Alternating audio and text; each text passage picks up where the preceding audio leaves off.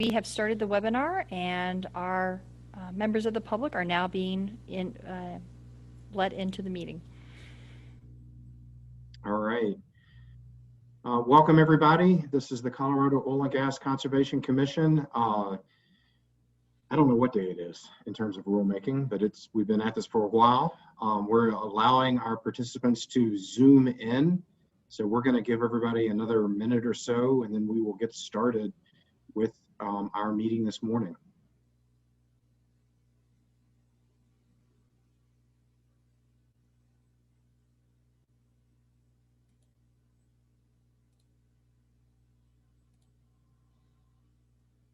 All right, looks like we are leveling off. We've got about 146 participants, which is great. We appreciate everyone's participation in the rulemaking that we are undertaking.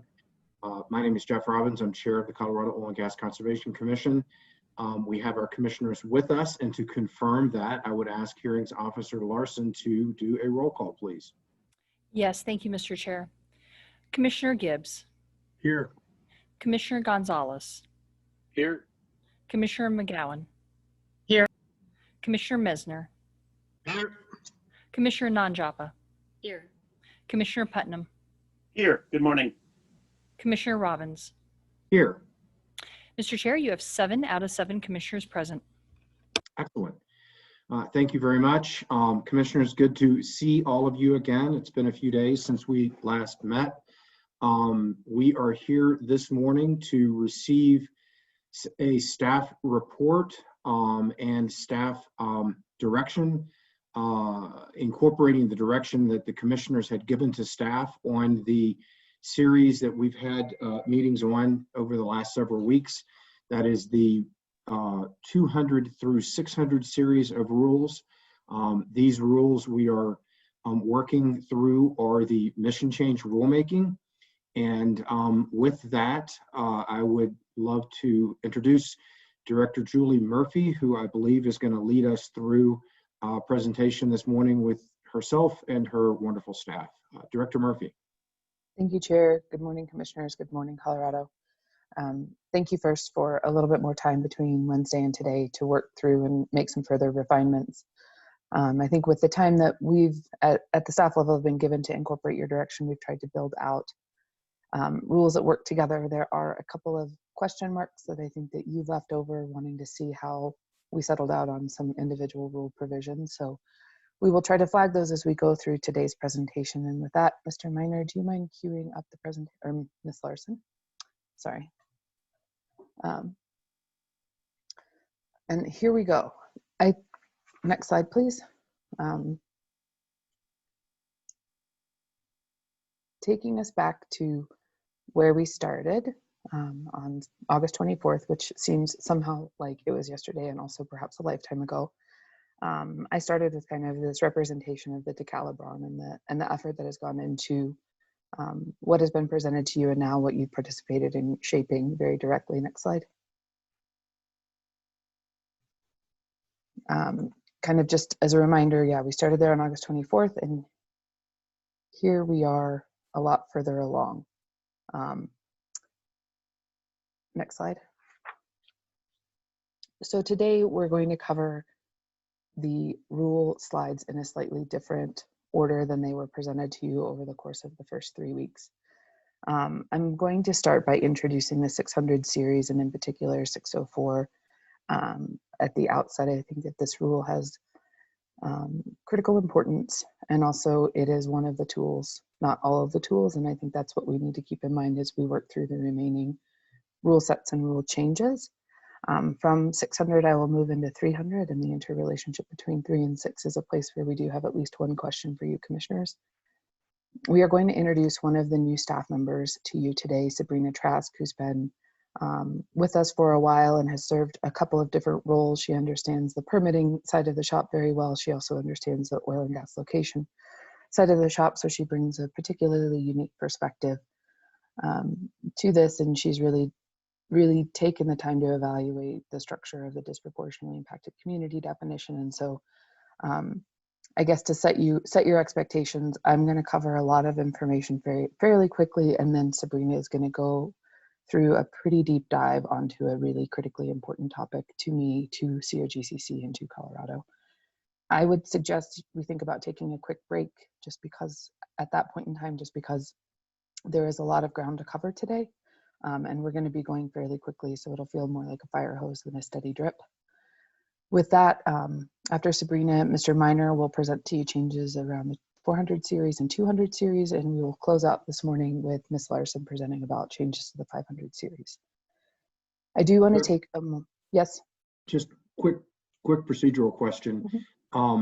Has staff published online the red lines that you're going to be going through just for informational purposes to the public? Yes. Thank you. Yes, thank you. It's a good question that I should have covered. So jumping kind of back in, I do want to take a moment to acknowledge that the reason that I am here before you and able to present on these vast changes is because of the work that started with our field staff, our permitting staff, our OGLA techs, our environmental staff, our reclamation staff. They're all stepping up and doing just a little bit more every day to clear capacity for a couple of things. One, to think about how these rules can work, how they can be implemented and what changes are needed, and then to clear a little bit of capacity for their supervisors, and their supervisors are absorbing just a little bit more from the managers so that the managers can help participate and be available to you all through this. I just want to take a moment to acknowledge that kind of top to bottom approach that has made this a success in my mind, and the hard work that has gone in kind of across our entire organization to get to where we are today. And then if we take that one step further, that's true across Colorado. We've had so many people who have taken time out of all of their day-to-day responsibilities in the midst of a pandemic to come participate, and that input has been invaluable. And I know that people have taken time away from families, away from, you know, cooking dinner, exercising, whatever it is, to participate and to help shape a Colorado for all. So with that, let's just jump into kind of some overarching comments. So given the shift in some of the timing, we have updated the effective date to January 1st, 2020. We've made a number of conforming edits to cross-references where rule numbering has changed. We've also made some proofreading corrections, and the statement of basis is a work in progress. On these kind of higher level comments, I would offer that if you as a commissioner are going through and you see typos, feel free to send those to me or Joel. I promise you don't need to read them to us in a meeting for us to catch them. And the other thing that I promise is that people like Sabrina are going to be doing another proofreading check on all of these before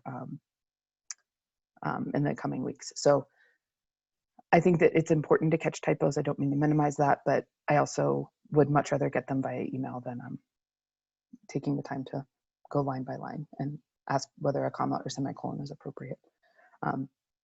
But if that's a good thing to do, do it at the same time. So with that, next slide, please.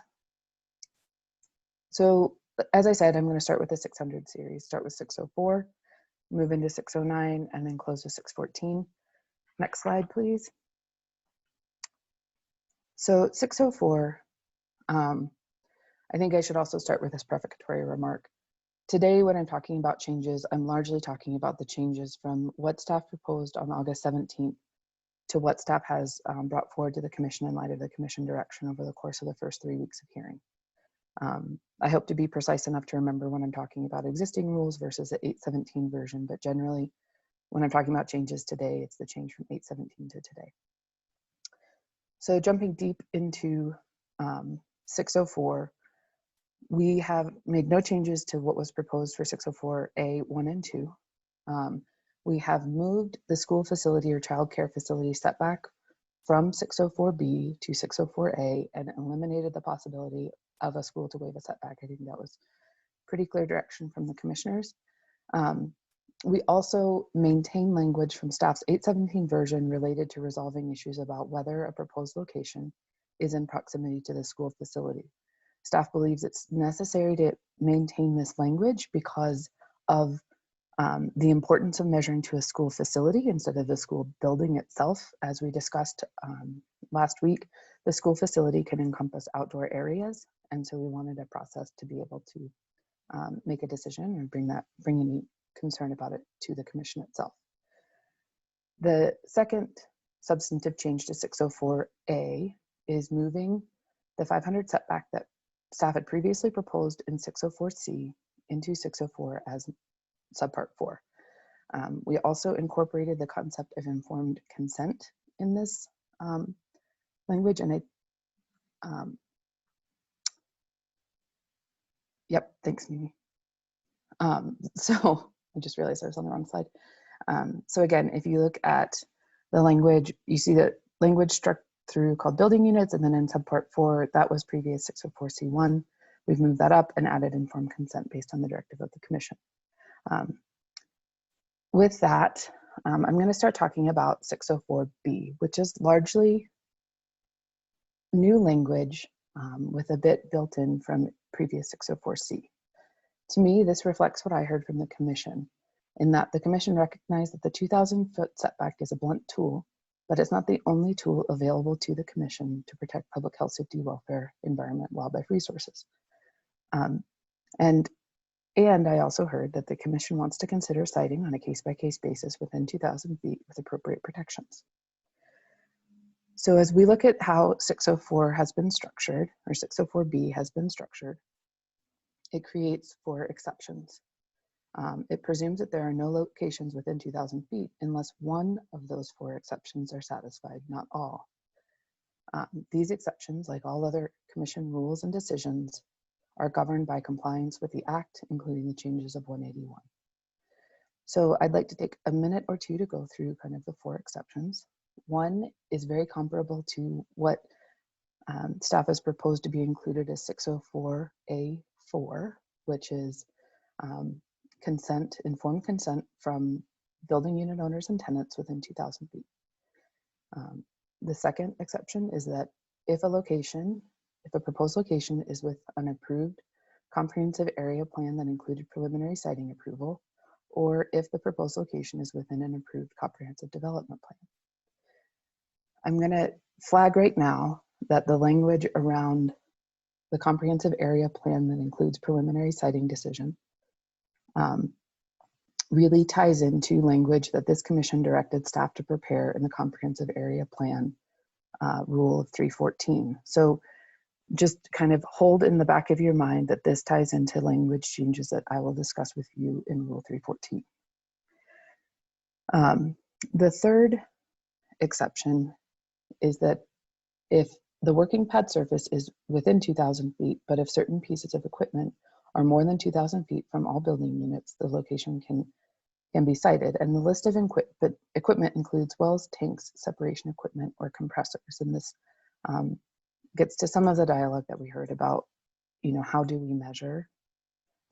And I think it's an important component of the rule. And the fourth exception is the one that has the most words around it and provides, I think, the case-by-case analysis that the commission was specifically envisioning. And that requires a commission finding that substantially equivalent protections exist.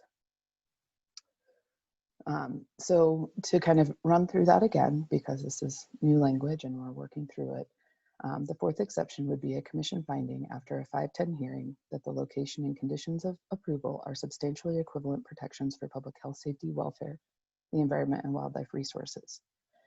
The rule goes on to provide 7 non-exclusive categories of information that staff believes will guide the applicant, parties, stakeholders, public, local government, staff, and the commission in making a determination. I'd like to first walk through those 7 categories of information and then close the discussion of 604 with a bit about the commission finding and substantially equivalent. So starting with the categories of information, we think it's important for the commission to take a look at the director's recommendation. Staff will have taken a large amount of time to review the proposed location, the receptors, and the proposed best management practices or conditions of approval in the context to make a recommendation that would be brought forward to the commission. Second, this builds out to me some of what the director's recommendation will always do, and it's the extent to which the oil and gas location, design, and any planned best management practices, preferred control technologies, and conditions of approval avoid, minimize, and mitigate impacts, considering 3 specific subparts: geology, technology, topography, and this is important to think about and to acknowledge that there is a difference between drilling a horizontal well in the DJ Basin from drilling a vertical well on the Eastern Plains or a directional well on the Western Slope, for example. Those all have different limitations and also opportunities. Second, I think it's important to consider the location of the receptors. Where are the people? And what is the proximity to those receptors? Are we talking about a 550-foot distance from people to the proposed location, or are we talking about 1,950 feet? The third component is the anticipated size, duration, and intensity of the phases of the proposed oil and gas operations. And this, for me, ties a bit into part one, which is talking about the technical constraints or opportunities, as with the actual differences between the type of activities associated with a 1-well pad versus a 20-well pad versus a 10-well tank facility. These are all different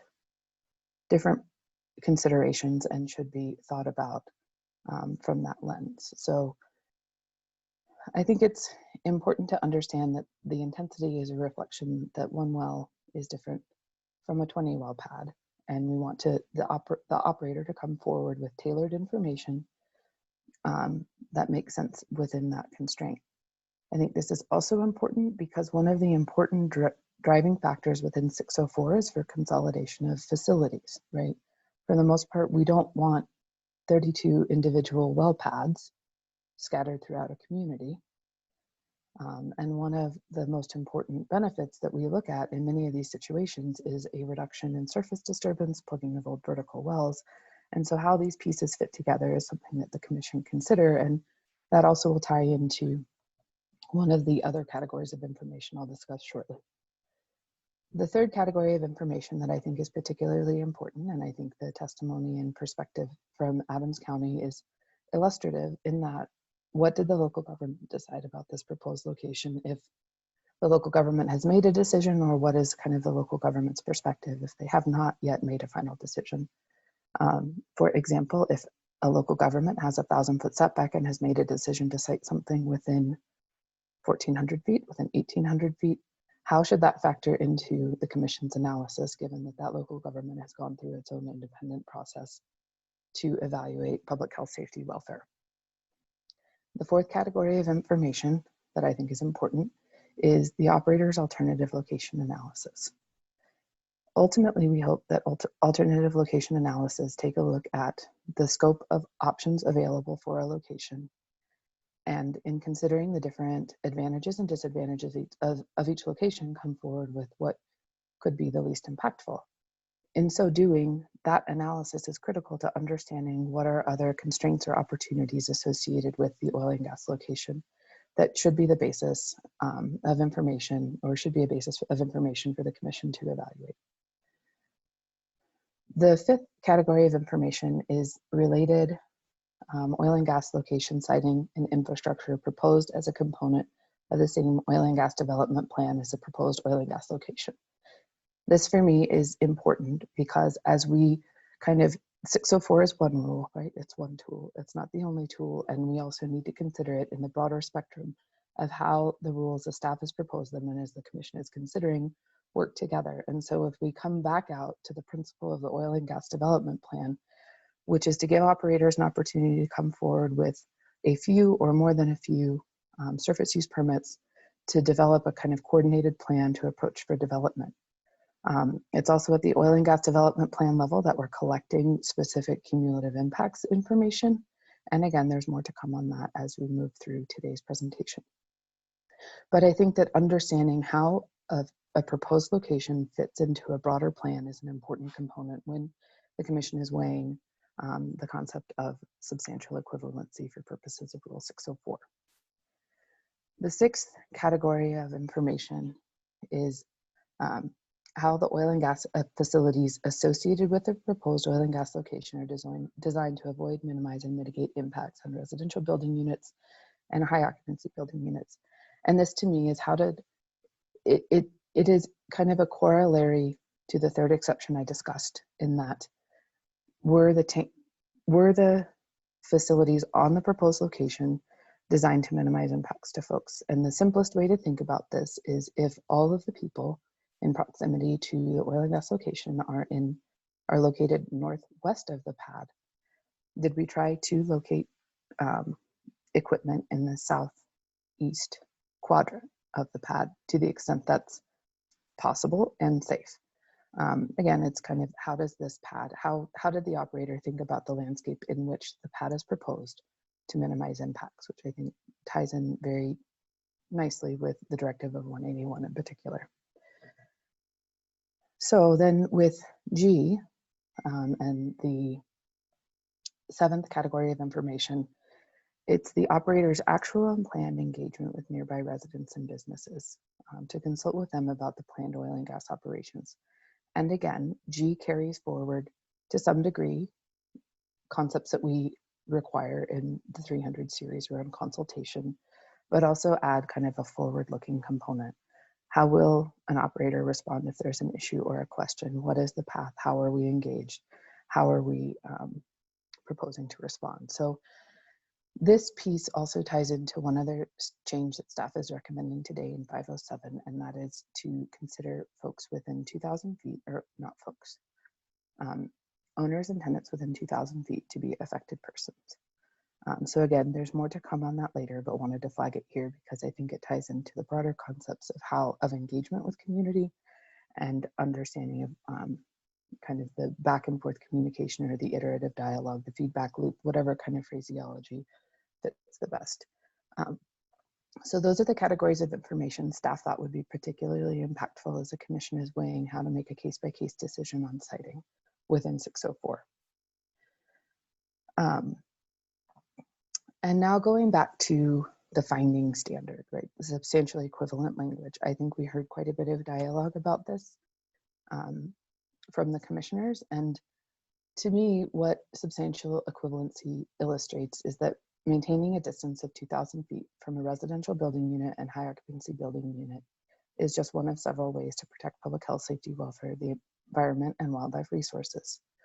Other ways to achieve this protection include facility design, mess management practices, control technology, and conditions of approval, all of which are considered and recognized as part of the information considerations brought forward under 604B4, and any of which may be equally or more effective in satisfying the relevant criteria under a particular circumstance.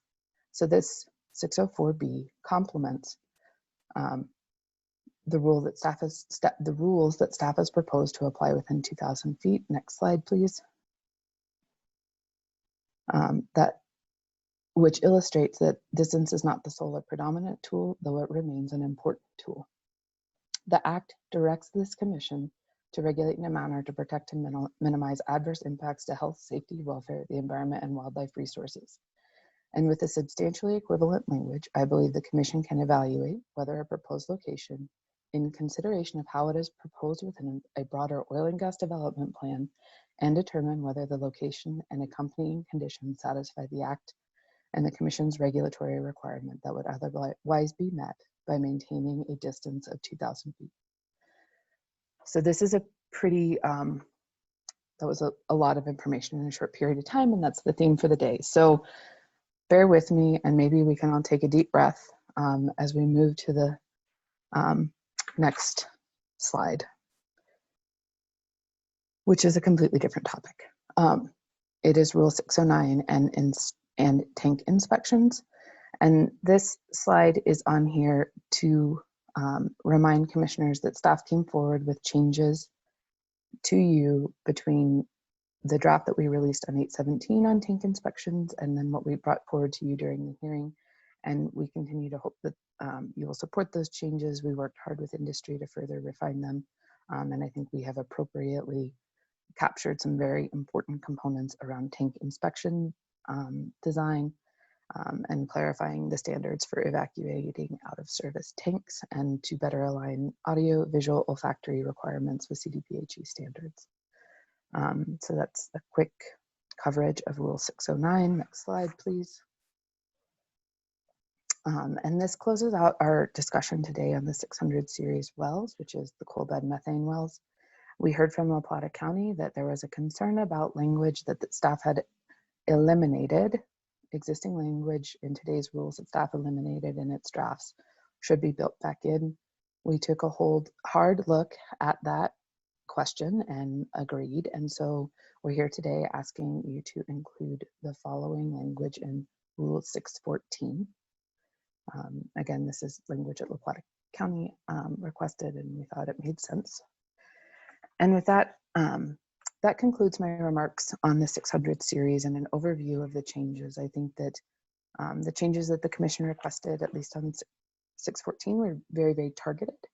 And then there was a broader directive in 604 in particular to evaluate how to make kind of the broad concept of a 2,000-foot setback work on a case-by-case basis, given that a setback is a blunt tool and we need much more precise review upon occasion. Chair, I can kind of jump straight into the 300 series.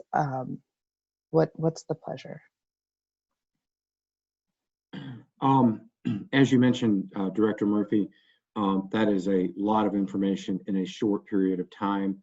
I, for one, as one commissioner, believe that it's important for us to, we also haven't had a chance to look at the draft, and we hear from you this overview. I would suggest maybe what we do is, if commissioners have clarifying questions, that we do that before we jump into the next series.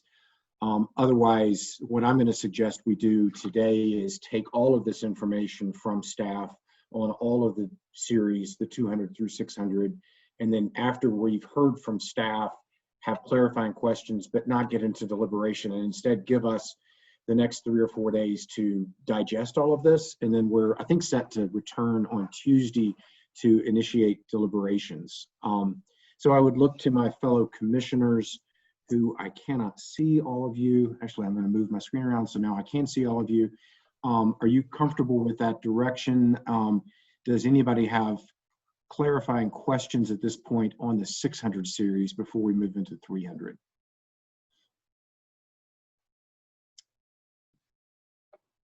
I think we're looking good.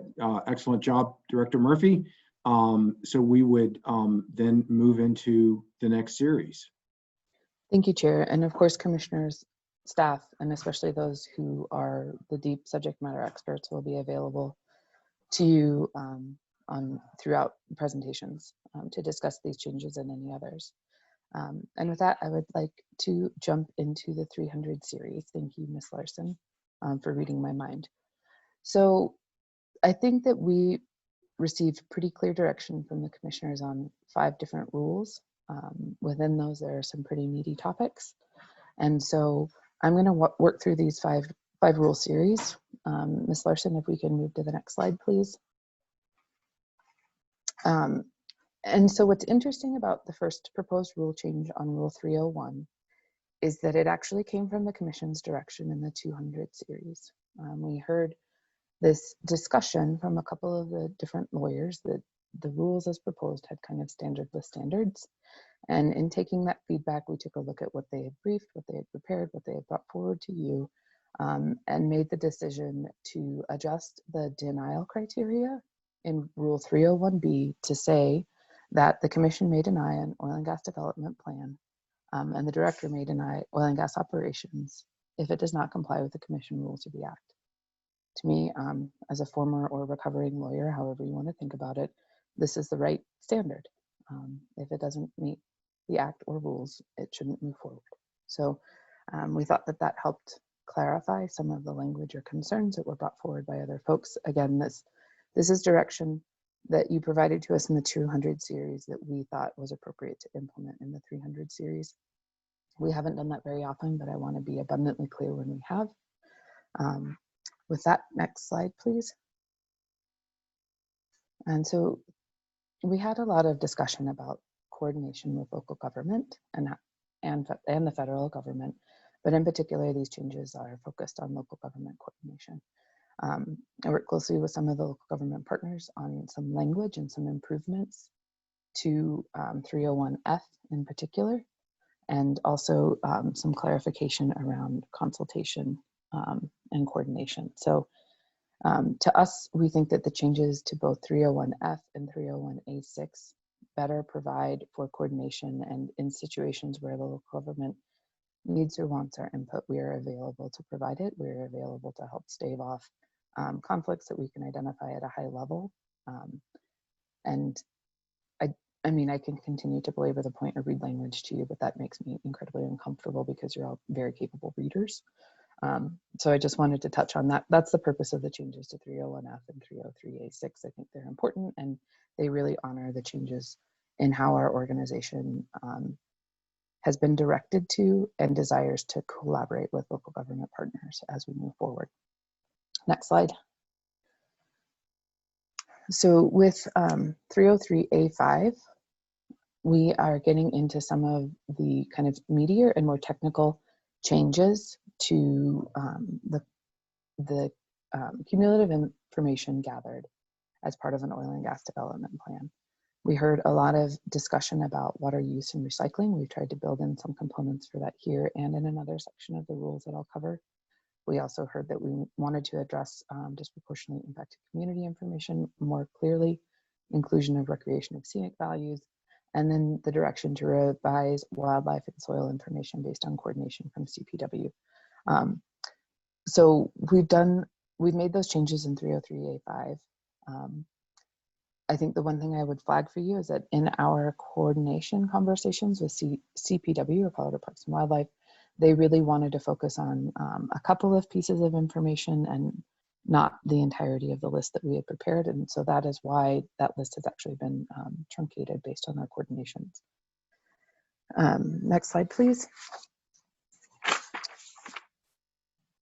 Again, in the space around coordination, we worked closely with our partners at Colorado Department of Public Health and Environment to revise what information would be gathered about air resources and public health, including greenhouse gases. So we've worked closely with Commissioner Putnam's staff. I'm sure if he has anything to offer in that space, we'd welcome it, but that is the genesis of the changes that you see here proposed. Next slide, please. This is pretty new language and came from the Commission direction to make sure that we're capturing what other oil and gas locations are in proximity and what is the larger landscape view of the oil and gas development plan. So we've put together a fairly precise list of information to gather, and I think that will work nicely when we're evaluating many of the other components of how does a proposed location fit within how does an oil and gas plan fit within the landscape? What are the impacts? What are the benefits, and how are those weighed? And what does that mean as we're looking at a proposal? Next slide, please.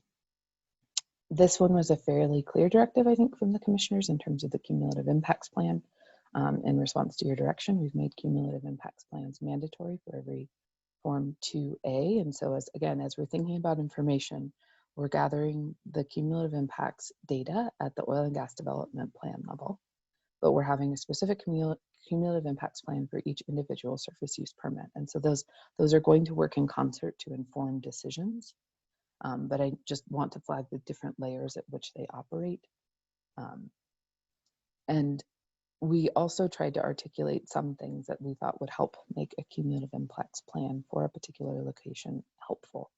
And again, I think it will key into what the overall oil and gas development plan data flags or identifies or calculates or quantifies or qualitatively describes, and what role this particular surface use permit, how it integrates into that analysis. Next slide, please. Turning now to one of the places of a lot of direction, I would say, and perhaps some of the weightier open questions, is the alternative location analysis. And we've done a couple of different things. One thing to note is that these rules have been evolving, to say the least, from the beginning of the year to August. And in one iteration, we started with alternative location analysis being housed within the local government language regulatory requirements in 302. as we've evolved those positions, we've moved the alternative location analysis into 304, where it really fits better within our process. In so doing, we didn't move some of the director exception language from 302. And so as part of today's changes, we have suggested to you that the director exception language for an ALA should not be in 304, but should not be in 302, but should be in 304. I think that there remains an open question that the commission is wrestling with about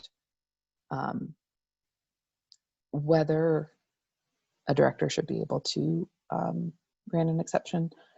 Also, whether and how often an alternative location analysis should be required. And those are not questions that staff has focused on answering today, because I think that they were ones that the commission wanted to continue to consider after it had the opportunity and benefit of thinking through Rule 604 in particular and a number of the other regulatory provisions.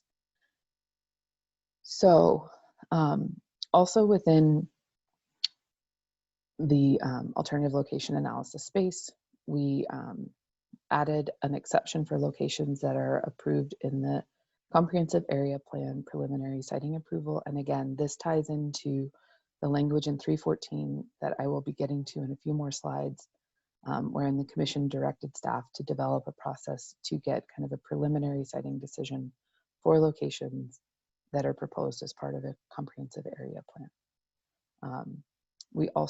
Staff also removed the school governing body waiver. That's fairly straightforward. And also clarified that operators may submit substantially equivalent information that's developed in a federal process for the alternative location analysis. And we included this in lieu of the federal waiver language that had previously existed at the direction of you commissioners. I do want to take a really quick time out and remind everybody that these slides will be available to you just as soon as we wrap up today, because these are the densest slides we've ever put together, but I didn't have another way to try to connect the direction to the red line that wasn't like some sort of presentation that I don't know how to use anyway. So I just want to acknowledge that this will be available this afternoon, and I think will help everybody, not just commissioners, walk through connecting the dots between the direction and where staff landed. So that probably should have been one of my prefatory remarks, but here we are. Okay, next slide.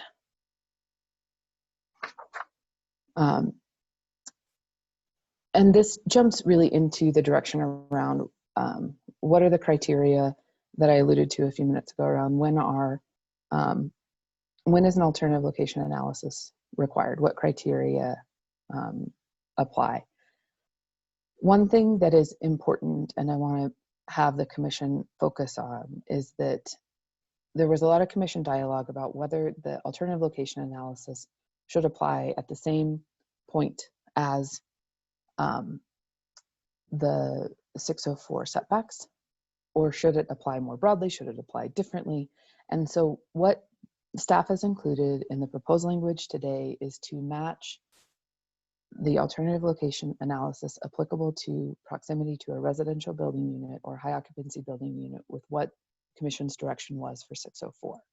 I don't know that this is exactly what you want, but because that's how staff started it, it made sense to make this conforming change and then flag for you that this to me is an open question. The other thing that other question that initiates in my mind at least is, what does that mean?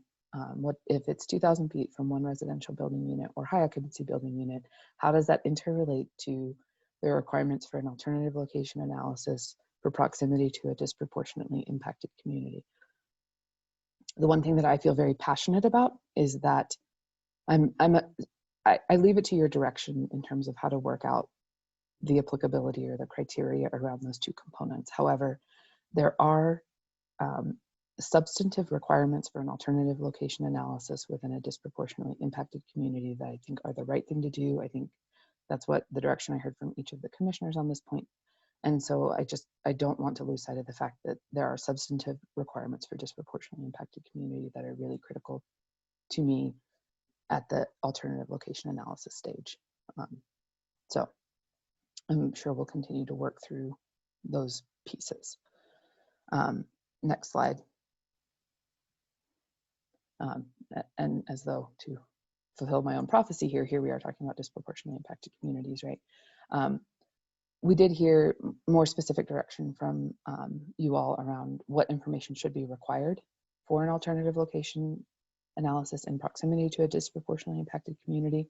And so we added a couple of key pieces around that, adding the boundaries to the map itself so that we can visually represent what we're looking at, incorporating community outreach information, and then adding some baseline information about existing impacts to better evaluate cumulative impacts. And also, I'm going to take this moment again to kind of zoom us back out and remember that typically the alternative location analysis is coming to the commission, to commission staff at the same time as we are receiving the data from the cumulative impacts database as part of the oil and gas development plan, as well as the cumulative impacts plan and also the community outreach plan that are required as part of the Form 2A submittal. So I just don't want us to lose sight of how the complexity of information that's coming in and how those different pieces interrelate as we actually get beyond rule writing and into implementation. What all are we going to have available to be looking at?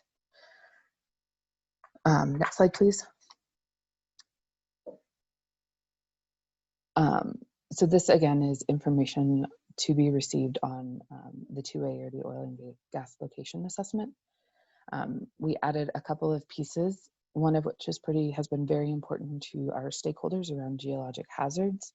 We've added a geologic hazard map requirement, and if in proximity to a geologic hazard, a requirement to have a plan. We think that this addresses a number of the concerns that were brought forward. The other piece that we heard quite a bit about is what is the freshwater use? Why are we not reusing or recycling? And so we thought it made sense to come forward with information in the water plan itself, that if freshwater is anticipated to be used, a description of why the operator does not intend to use recycled or reused water. So again, a lot of really pithy information that I'm moving through at basically light speed. So next slide. So as promised, I've told you 14 times, we're going to talk about comprehensive area plans. Here we are. There are 6 bullet points on this list that staff undertook in response to the direction to the the comprehensive area plans. I'm not going to spend any time on the last 2 bullet points because it's basically announcing to you that we made conforming edits to the comprehensive area plan that we made to the cumulative impacts data gathered under as part of the oil and gas development plan. Also, we're not working through kind of the separate discussion in the comprehensive area plan about language and access changes because those we kind of covered at a high level when we discussed some of the other provisions, and then we will discuss again. I'm pretty sure, sorry, I'm flipping through my notes, when we get in a few more slides once we get past cumulative or the comprehensive area plans. With that, I'd like to take a little bit of time to work through the first 4 bullet points. So next slide, please. One of the things that we heard from you is the opportunity for the director or the commission to encourage submittal of caps. And so we've built in a couple of requirements to formally acknowledge authority that I think both the director and the commission have, but to recognize it that we can ask for a meeting or flag that we think we, being staff or the commission, think it would be appropriate for the operator to consider a comprehensive area plan. We've done that in Rule 303A8 for the director and 314 for the commission itself. Next slide, please. The second point I wanted to run through around caps, and this is one of the most important ones given that it interrelates to a couple of other important pieces we've talked about today, and most importantly with 604, I think, is that the cap and how we can confer preliminary siting authority. So this is a lot of detail about the process, and it's gone through our folks in terms of how we would need that to function because it's really different from how we've historically operated. So it draws from the expertise of a number of different staff and units within the commission, but it essentially creates a process for an operator to bring forward and seek preliminary siting authority. and then identifies the specific rates that are conveyed or not conveyed as part of that siting authority. It also importantly requires local government consultation and a considerable local process, because to me, this is a tool that could complement what a local government is doing in its comprehensive planning space with an operator or with multiple. So, we just want to be available to partner in that way, because I think it provides efficiencies and certainty for all of us. So I think it's a really good addition, and really, if you have really specific technical follow-up questions, Joel should answer them, as is typical, right? He's our process guy. Next slide, please. Some of the other pieces that we heard from the commission were around duration. So we moved it from 5 years to 6 years, clarified that the commission may approve a longer duration of caps, and also identified the factors that we thought we heard from you that were important in determining whether to extend duration. Next slide, please.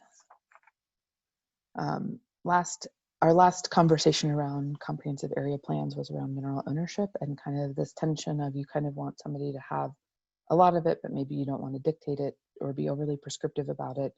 And so we required that an operator show what mineral ownership they have so we can evaluate it. And then we have the flexibility for the commission to make a case-by-case determination. And also that provides a lot of opportunity, I think, for other mineral owners to come forward in support or in opposition. And maybe we can work some things out. So I think that was a direction we heard from the commission on it. And with that, I'm going to jump to the topics of community engagement and disproportionately impacted communities before I hand it off to Ms. Trask. So next slide, please.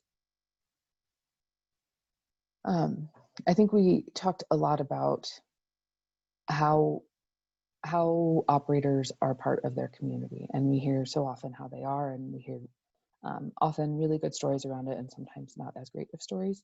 But what we've tried to do here is really add information to help build out the expectation and the relationship space. So we've included information around disproportionately impacted communities to the Form 2B around kind of the cumulative impacts. What are the other oil and gas locations, and how do they fit within or in proximity to a community? Again, the alternative location analysis discussion that I went through, requiring additional information on the 2A.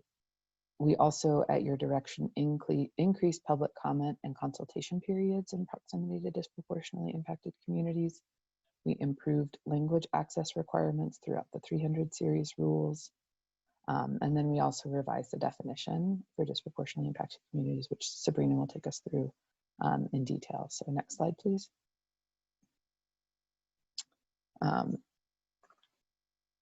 One of the places where we're gathering more information is on the 2A itself, and making sure that as part of the 2A, when it comes to our staff, that one of the cultural distances identified as proximity to a disproportionately impacted community, also including a disproportionately impacted community map on the 2A, and then requiring a community outreach plan. I alluded to that earlier with the 2A. That includes pretty substantive mitigation measures, language access, and information on public meetings. So I think that encompasses a lot of the direction that we received from you in this space. Next slide, please. And again, so timeframes for public comment and consultation. We've added 15 days in the public comment periods on OGDPs and disproportionately impacted communities. Same for all consultations in disproportionately impacted communities. And then we've conformed the consultation periods for CDPHE with what is proposed in the 1200 series for CPW, and also created the opportunity for CDPHE to request additional time. Next slide. Kind of coming back to the language access and community engagement, we tried to build out better specifications. And to be clear, the changes to Rule 303 and 309 are complementary to the directive that staff put together, a community best practices document that we will continue to be working on and will guide our engagement, and we hope set the expectations for others who need a little help or guidance on what that can be. Next slide, please.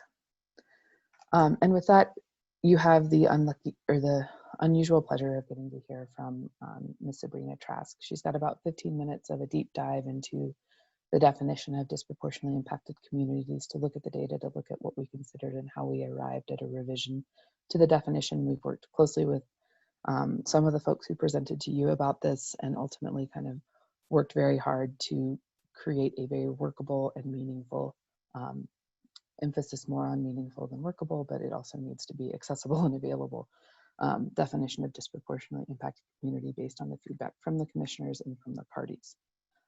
So with that, I would ask Ms. Trask to kind of go for a deep dive on this critically important topic. I know you've heard from me for over 45 minutes now, but if you can stick with us through Ms. Trask, we can then hopefully take a quick breather, regroup, refresh our coffee, and jump into the second half of staff's presentation, which should not be as verbose as mine even. So, Ms. Trask.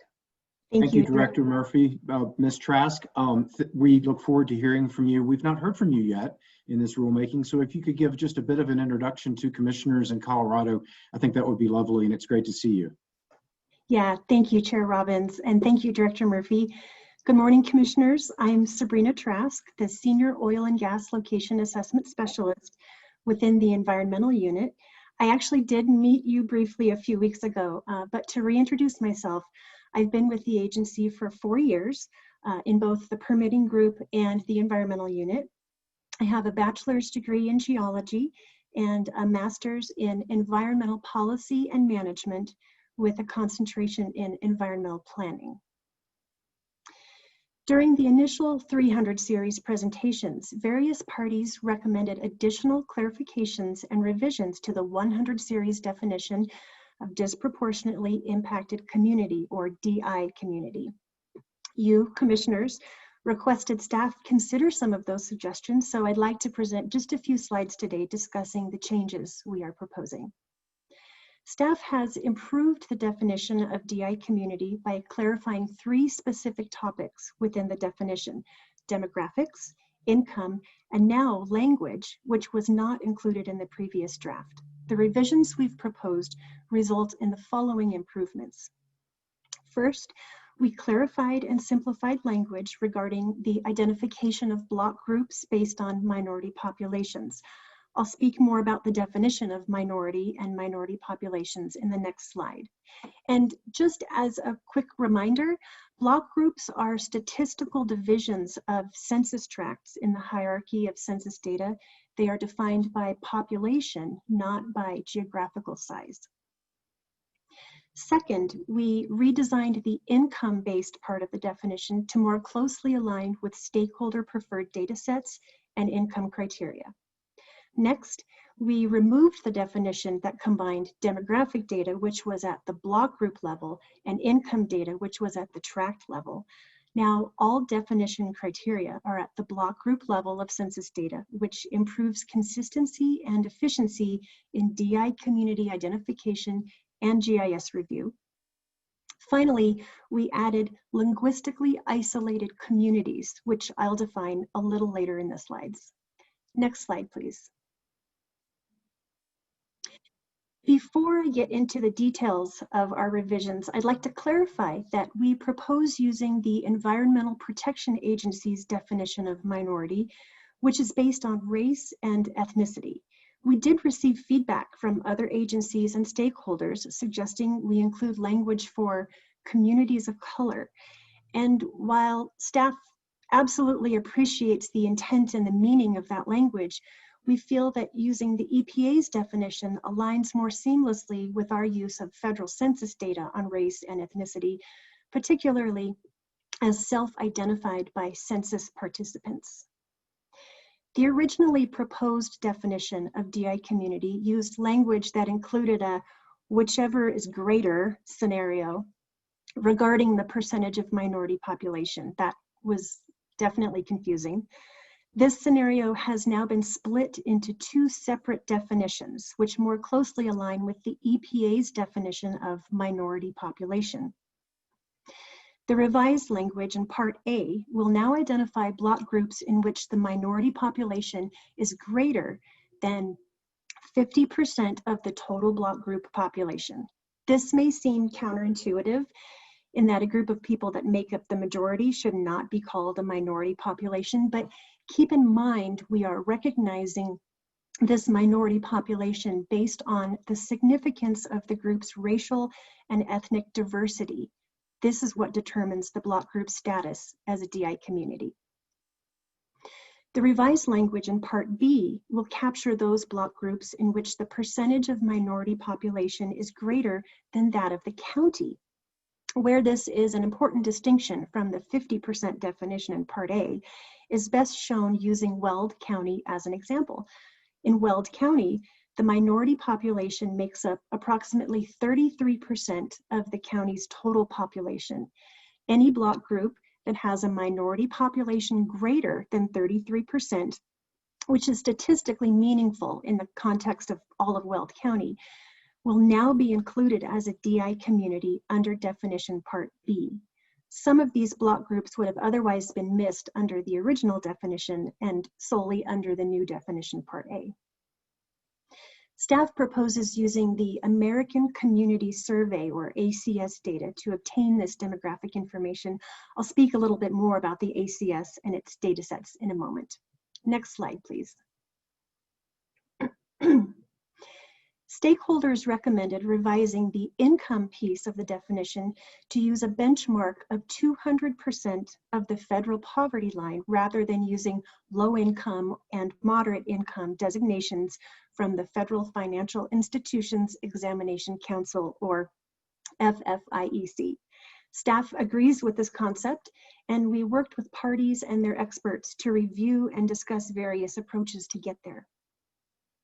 The resulting proposed language is a hybrid of parties' recommendations and staff's own review of available data sets and GIS applicability. Because federal poverty data is available at the block group level, it makes sense to use that instead of the FFIEC data, which is only available at the tract level.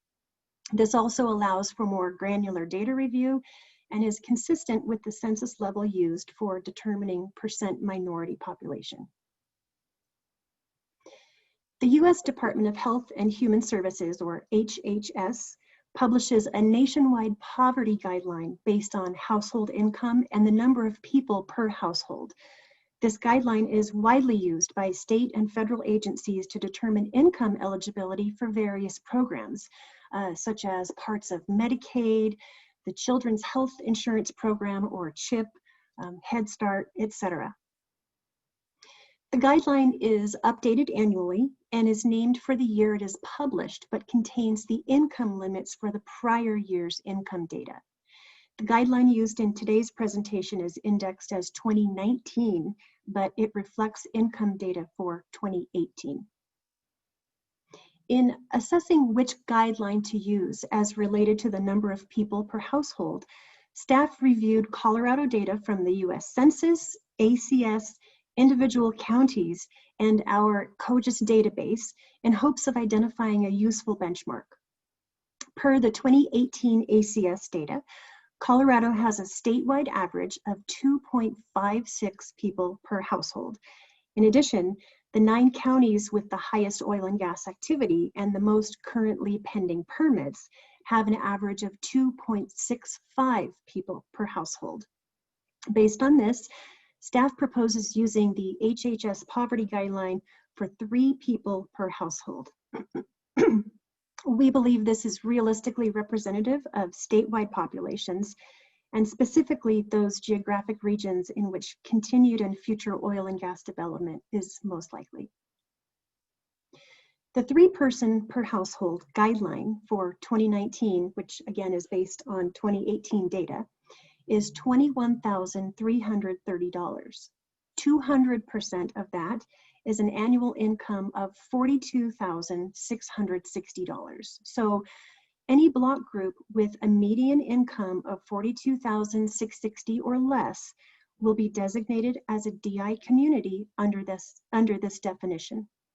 This value happens to be about 62% of Colorado's statewide median income, which is similar to other states' income thresholds for their definitions of DI community.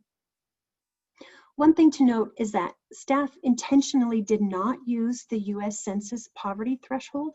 This threshold, like the Hhs Poverty Guideline, considers the number of people per household for setting income criteria. However, the census threshold also sets income levels based on age. Staff believes that using a single guideline for all households without having to determine age constraints reduces complexity and the potential for error. The income data we propose using comes from the American Community Survey, or ACS. This is a program within the US Census Bureau that conducts ongoing monthly surveys and updates their data sets annually. Using this data rather than US Census data provides more frequent, more recent, and more relevant income information than the 10-year census. Staff proposes using the ACS rolling 5-year data set that is published annually in December. The currently available set is the 2014 to 2018 data. The 2015 to 2019 data is anticipated to be published this December. Next slide, please. The final revision staff proposes is significant. Per the suggestion of stakeholders and with the encouragement of the Commission, staff acknowledges and agrees with including a definition of DI community based on linguistic isolation. Using the same 5-year ACS dataset as previously mentioned, people 14 years of age and older speak a language other than English in 17% of Colorado's households. This includes people who speak no English or speak only a little English and are therefore linguistically isolated. It is likely that this population has historically been unable to effectively participate or communicate with operators or with the COGCC regarding nearby or relevant oil and gas operations. To reduce this isolation, staff proposes identifying block groups as DI communities when 20% or more of the population in that block group primarily speak a language other than English. This will help minimize or remove language barriers for non-English speakers. It will help facilitate wider and more meaningful community participation, and it will create a framework for equity and inclusivity in oil and gas decision-making. Next slide, please. This map is a sample of one possible GIS application of the ACS data as provided by stakeholders, and I want to give a specific hearty thanks to Matt Samuelson and Adam Buchholz for providing this sample. This particular map is not meant to portray the actual GIS map layers that would be made available to staff and the public through our website. That GIS application has not yet been built, but our GIS supervisor / guru, Chris Eisinger, is working on it. And we commit to having it built, tested, and ready to go by the time the new rules go into effect. This sample map shows the state of Colorado broken into US Census block groups. The light yellow areas are those block groups that do not meet the newly proposed definition of DI community. The dark blue areas are those block groups that do meet the definition of a DI community in one or more of the criteria, either demographics, income, or linguistic isolation. At first glance, it appears that the entire northwest corner of the state is a DI community. This is readily explained in that rural areas have fewer people, since block groups are delineated by population and not by geographical size. Rural block groups tend to be larger in area. It is critically important to remember here that the rules relating to DI communities have very specific application, such as in the proposed language for an alternative location analysis. The requirement for an ALA is only when a location's working pad surface is within 2,000 feet of a building unit or a school facility within a DI community. Rural areas and federally managed lands generally are more sparsely populated, have fewer building units, and have more potential space for siting away from those building units. So even if a proposed location itself is within a DI community, it won't necessarily require an ALA based on proximity to a building unit. Next slide, please. Zooming in on a portion of Weld County, the individual block groups become more clearly visible. One such block group is outlined here in light blue. Next slide, please. Clicking on that block group provides a flyout that shows that block group's data as selected using specific GIS parameters. In this particular block group, the minority population makes up 67% of the residents in that block group. This meets the definition of a DI community in two ways. It is greater than 50% per definition Part A, and it is greater than Weld County's 33% minority population per definition Part B. The data also indicate that 73% of the residents in this block group have an income at or below 200% of the federal poverty line, and thus is a DI community based on income. It is important to note, however, that this is not the exact language staff is proposing in the rule regarding income, but for the purposes of this presentation, it's a good approximation to illustrate the available data and possible GIS applications. The same data set also shows that 29% of the residents of this block group are linguistically isolated, which meets another criterion of the definition of DI community. One thing to keep in mind when looking at this sample map, for a block group to meet the proposed definition of DI community, it only has to meet one of the various definitions. It does not have to meet them all, as is shown in this example. Next slide, please. So I've thrown a lot of information at you in just a few short slides. To summarize, staff believes that we have heard the valuable recommendations of stakeholders and have made significant improvements to the proposed definition of disproportionately impacted communities with a focus on demographics, income, and now linguistic isolation. As a related aside, the discussion around linguistic isolation has expanded beyond just the definition of DI communities. Staff is now considering how we can utilize translational services, both written and oral, and other accommodations in order to increase broader participation across communities that have been historically underrepresented in oil and gas decision-making. As Director Murphy has mentioned a few times, these are some of the bigger conversations that staff is pursuing regarding community outreach, access, and engagement. One final recommendation on the topic of DI communities, as both the Poverty Guideline and the ACS 5-year data set are updated annually by their respective federal agencies, staff believes it is critical for us to use the most recent data available in order to best understand the communities and stakeholders we serve. Since the Administrative Procedure Act only allows for static incorporation by reference, staff recommends the Commission commit in the Statement of Basis and Purpose to undertaking an annual rulemaking to update the references for both the Poverty Guideline and the ACS data. This will ensure the most current data are being used, ensure consistency between users, and ensure that unusual circumstances are captured in the data that best represents Colorado's residents and the communities in which we live. Thank you for your time and attention today, and thank you for your thoughtfulness on this very important topic. I think we're going to interrupt the presentation now to take questions on the 300 series. Director Murphy? Thank you, Ms. Trask. I hope folks heard most clearly a couple of things from Ms. Trask. One, we've worked closely with other experts to try to figure out, find some solutions in terms of refinements to our definition. I think we've come up with a very precise, very meaningful definition that keys into objective available data from other experts. And again, it builds into feedback we've received from other parties. I will make one more plug for Ms. Trask in that you can see her level of detail in all of the work that she does.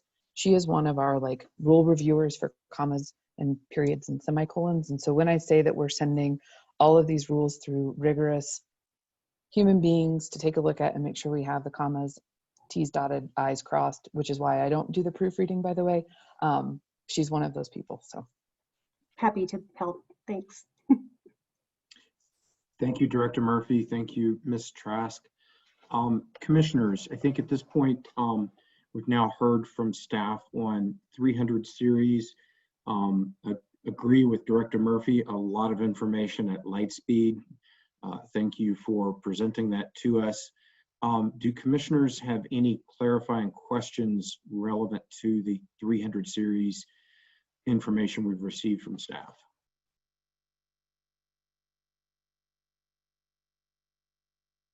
All right, I'm not seeing any commissioners with questions. It is 11:10. Maybe we could take about a 10-minute break and then we can get into 400 and 500. Does that work for everybody? Okay, let's come back at 11:21.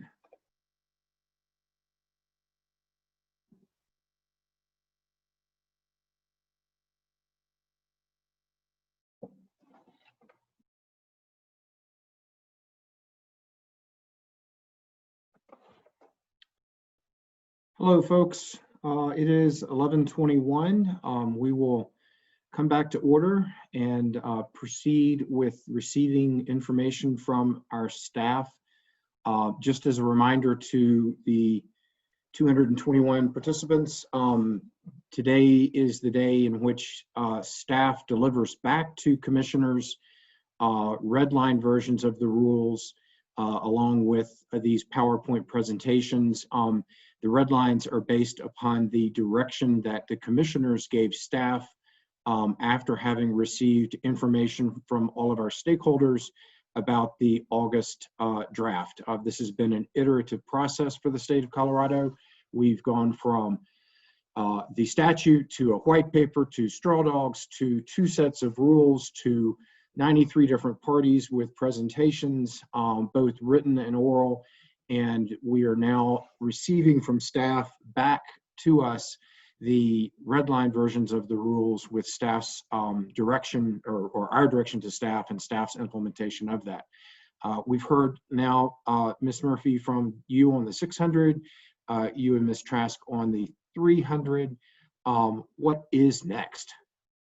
Well, Alex, keeping with kind of the game show theme of what a Zoom hearing feels like at times, we're going to turn it over to Assistant Attorney General Minor. He's going to walk through the 400 series, and then he will turn it over to Ms.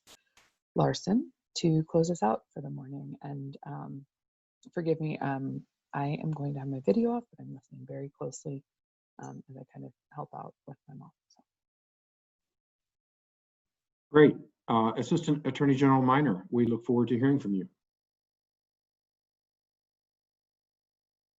Thank you, Mr. Chair. So can you hear me okay? Great. So as Director Murphy mentioned, I will be presenting to you, you can go back to the original slide, thank you, on the 400 series. There are a lot of rules here that have been changed at the Commission's direction, and that's actually why you're going to be hearing from me. Usually you hear from me on more legal topics.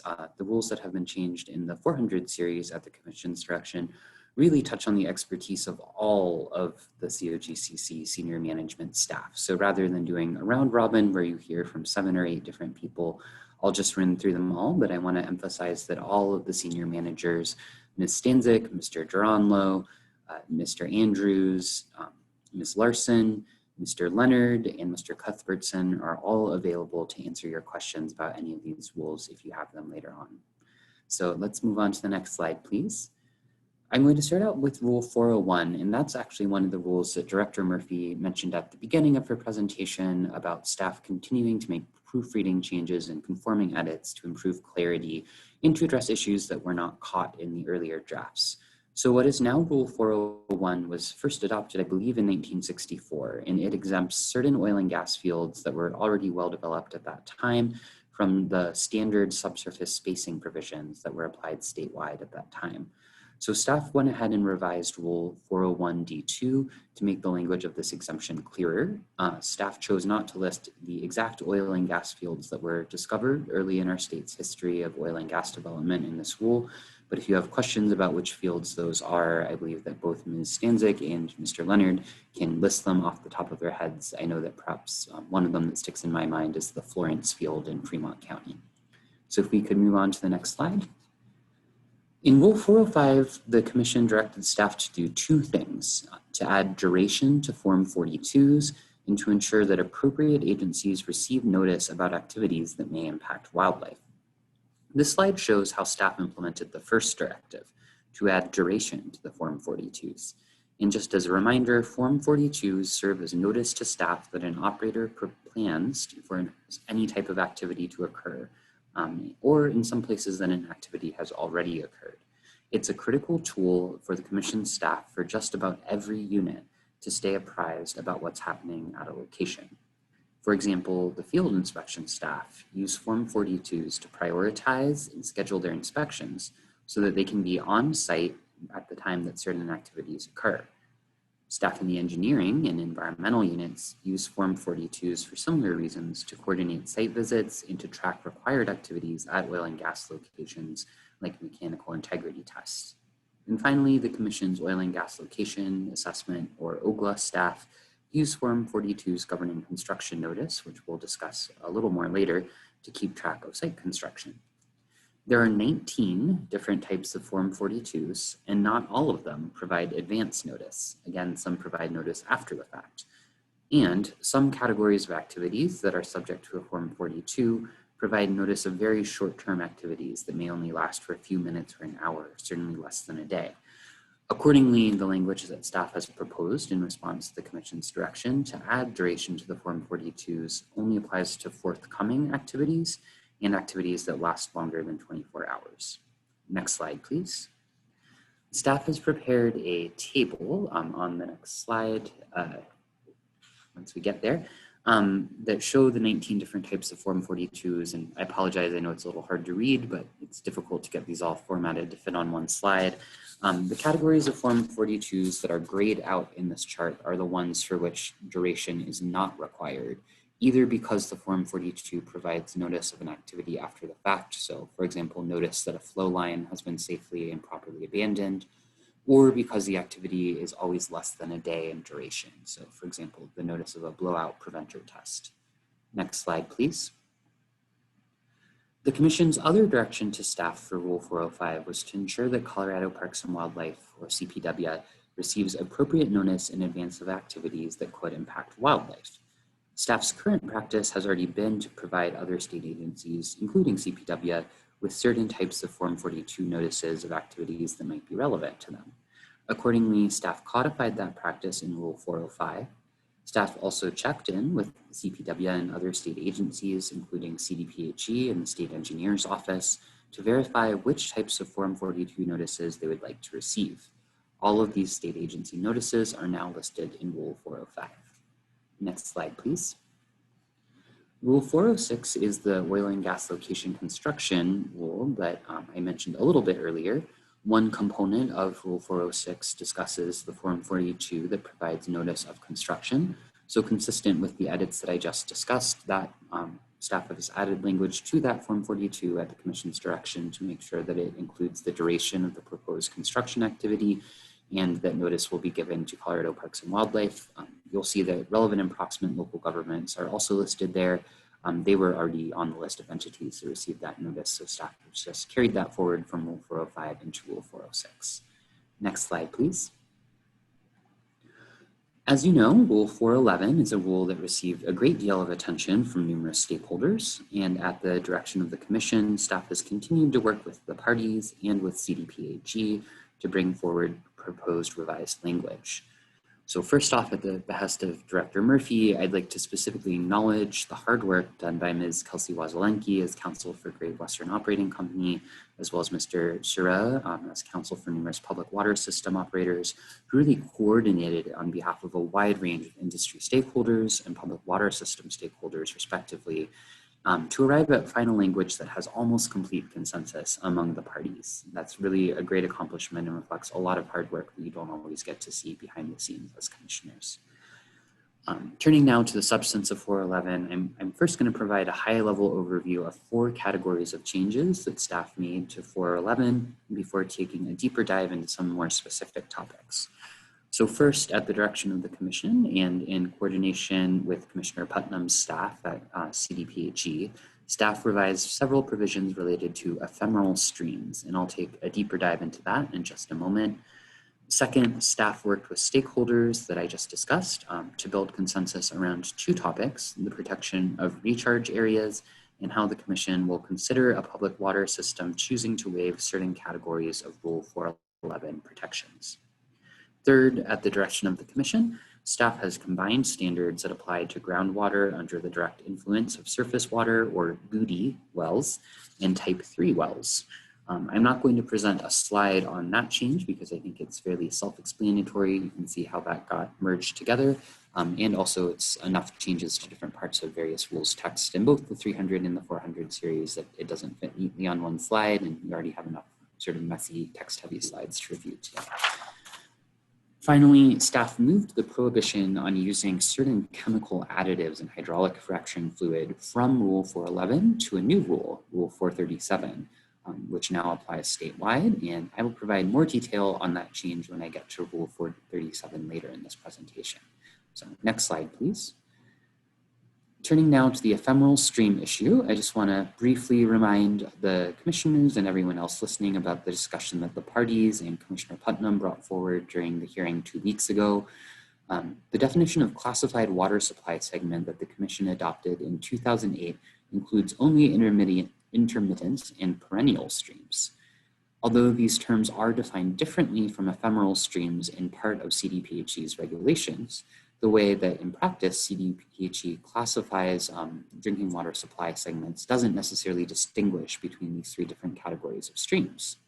So as a result of this, the maps of surface water supply areas that CDPHE provided to COGCC in 2008, which COGCC staff continue to rely on and are still available in the GIS system for purposes of implementing public water system protections, those do include some ephemeral streams.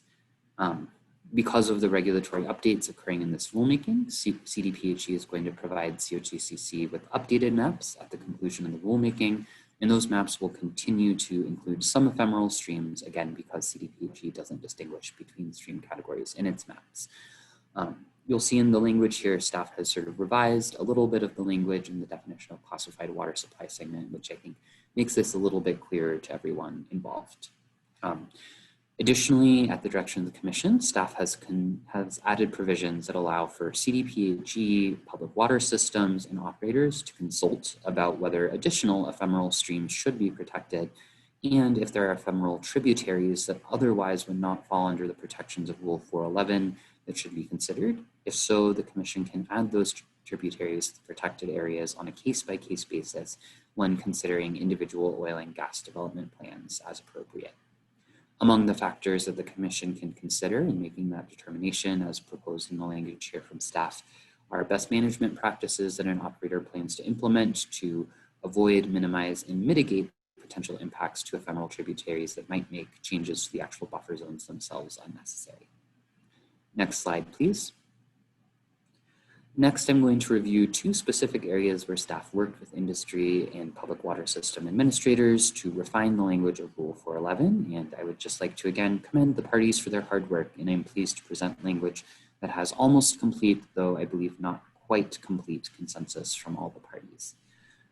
First, staff has proposed language that reflects how the Commission will consider a public water system's decision to waive certain protections provided by Rule 411. Such a waiver will create a presumption that the Commission is going to approve a variance through the Rule 502 process that you'll hear more about from Ms. Larson later this morning. And second, staff have proposed to add language for the protection of recharge facilities. This is a topic that you heard a lot about from the parties, and staff is very pleased to be able to present a solution to protect these important facilities as part of the Rule 411 process. Next slide, please. I'm now going to turn to Rule 411, which governs surface owner notice. As you probably recall, excuse me, 412, part of Rule 412. Rule 412B includes the move-in rig-up or MIRU notice in at the direction of the Commission. Staff added duration to the MIRU notice. So now anyone who lives near an oil and gas location will receive, as part of the notice that a drill rig is moving to the location, an estimate of how long that rig is going to be there. Next slide, please. Rule 417 is another proofreading cleanup edit. Staff inadvertently left out two provisions that were added to this rule in the 2019 flowline rulemaking that should have been included in the text of the rule. Those have been added back in, and staff apologizes for that oversight. Next slide, please. Next, I'm going to discuss some changes that were made throughout the nuisance rules. So these are rules 423, 424, 426, and 427 governing noise, light, odor, and dust, respectively. The Commission gave staff direction that applies to all of these rules, and so I'll discuss them all together, though the text that you see on the screen is just the conforming edit to the noise rule. There are, of course, parallel changes that were made to each of the other rules that you'll see in staff's revised draft. So the first change that staff made in response to the Commission's direction was to add the language discussing one or more proposed methods for complying with the substantive standards of each of the rules to the plans submitted. So as you probably remember, for each of these categories of impacts, operators are required to submit a plan showing how they will comply with the Commission standards as part of their Form 2A application. It's now been made clear that operators can propose more than one potential method to comply with the plan, recognizing that sometimes the specific details of what an operator intends to do might change prior to the actual location being built, particularly if that might happen as long as 2 or 3 years after Form 2A is approved. However, each of the proposed methods will still need to be fully consistent with the protections that are outlined in the substantive components of each rule. Staff also added cross-references to Rule 304E at the direction of the Commission. As you probably remember, 304E allows operators to submit substantially equivalent information that has been developed through either a local government process or a federal process. In the case of these nuisance rules, it's most likely a local government process. And so this just recognizes that if an operator has already developed a noise plan or a light mitigation plan as part of a local government process, they can submit that as part of their noise, light, odor, or dust mitigation plan. And finally, staff has proposed to, at the direction of the Commission, change the word siting to land use in Rule 304E. Although this is a change in the 300 series, we wanted to present it to you here in the 400 series because that was where staff received that direction from the Commission. Next slide, please. I'm now going to discuss a few specific edits made to Rule 423 governing noise. This Commission gave staff several very specific directions on this rule, and I'll discuss 2 of them on this slide and then 1 of them on the next slide. First, staff added the anticipated duration of several operational stages to the noise plan. So as previously proposed, Rule 423A2 asked an operator to explain the duration during the course of a certain day, whether something would happen during the daytime or nighttime. And at the direction of the Commission, staff revised this so that now the noise plan will discuss the duration of the actual operation. So how long will drilling be occurring for in terms of days? How long will completion be occurring? How long will flowback be occurring? Next, staff made some changes to what used to be Rule 423B3B, which provides that the director may require an operator to comply with the lower maximum permissible noise level. As you may recall, the Commission looked at whether that was included in the appropriate part of the rules, and as a result, staff has moved that to Rule 423B1 so that it's clear that this sort of explanation that the staff can always require can propose that the Commission require a lower noise level as appropriate really does apply in all possible circumstances. Next slide, please. Turning now to the question of C-scale noise, just as a reminder, C-scale noise is low frequency noise. It is sort of experienced more as a vibration sometimes than as a sound, and it's expressed in dBc rather than dBA. This was a topic that there was a lot of Commission deliberation about, and so staff has made several changes. First, upon more careful review of the data as well both in terms of published peer-reviewed studies as well as the data that is available to staff from sort of years of conducting various forms of noise monitoring at different locations. Staff has actually proposed to reduce the maximum permissible C-scale noise level to 60 dBc during both day and nighttime in all zones. However, staff's understanding is that while for the most part, drilling completion, and particularly completion operations, are able to stay below that 60 dBc standard, it's pretty close in some circumstances. And so staff does propose that, that there be a 65 dBc allowance during drilling and completion operations in Rule 423 B2B. This is consistent with Rule 423 B2A, which had previously allowed slightly louder A-scale noise during that sort of subcategory of relatively brief operations, recognizing that they are noisier than typical production and that the available control technologies might not allow an operator to always achieve the lower limits that otherwise would apply. Staff's recommendation is consistent with the Bronner et al. 2011 study. That is the Australian study that you heard a lot about from stakeholders. We've included Table 3 from that study here, just for reference in case you'd like to see it.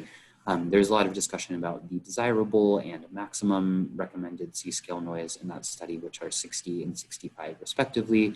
And staff believes that the edits that we have proposed are consistent with what that study recommends.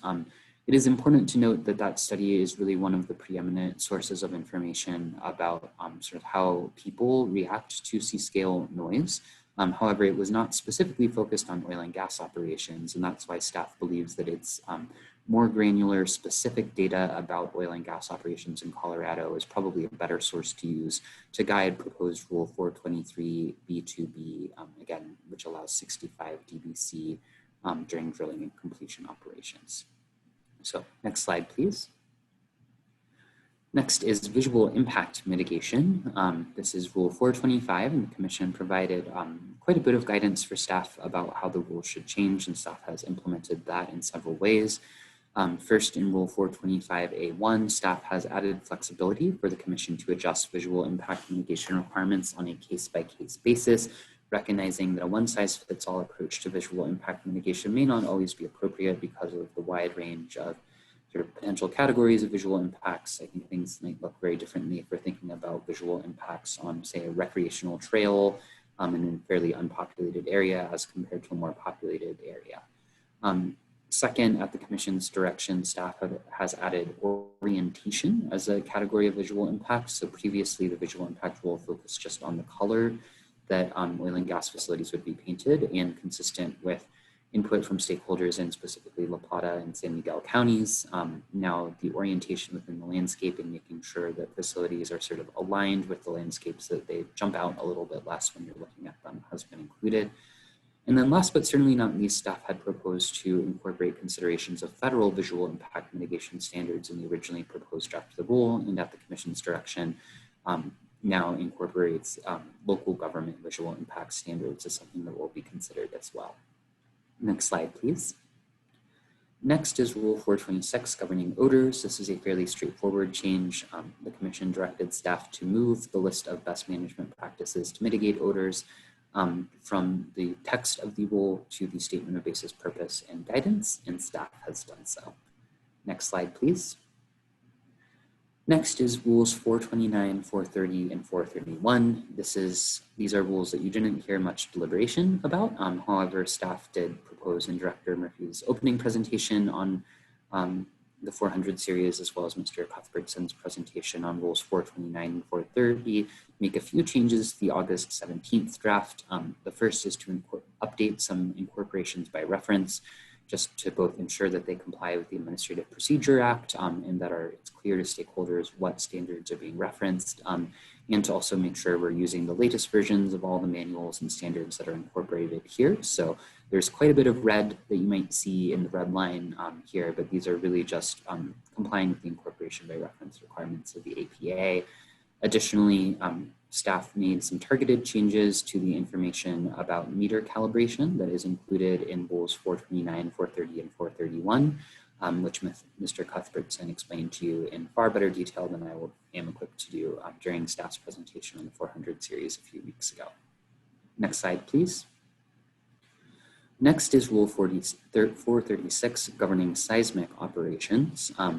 The Commission's direction to staff was to consult with Colorado Parks and Wildlife to determine whether additional notice of seismic operations would be useful to Colorado Parks and Wildlife in order to assess potential impacts to wildlife from seismic operations. Staff did so. Colorado Parks and Wildlife informed staff that it does not, in fact, want to receive notice when a seismic operation commences.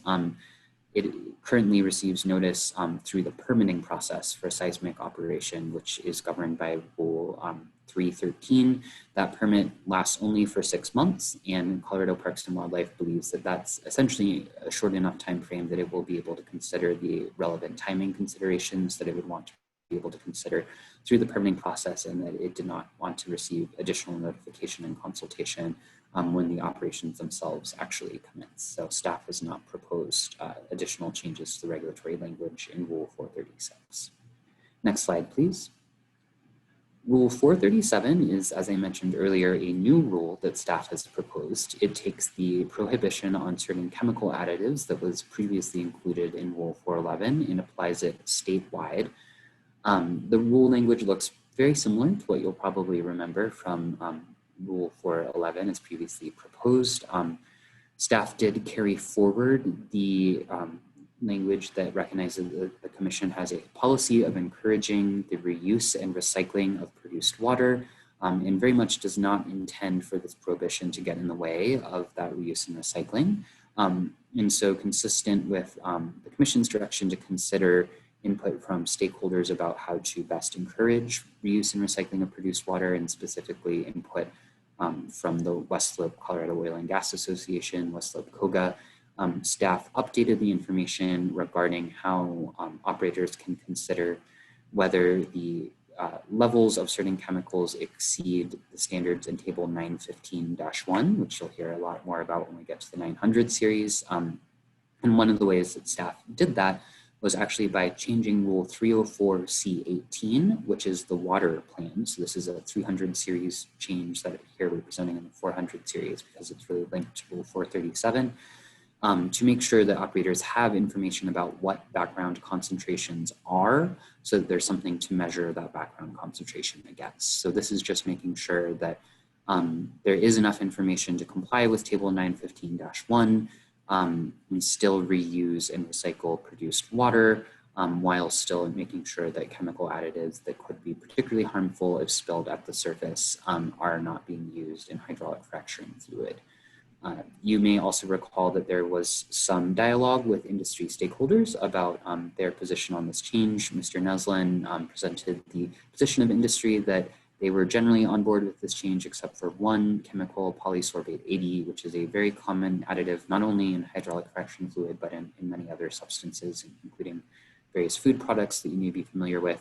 So that chemical, polysorbate 80, is not included on the Table 437 prohibition table.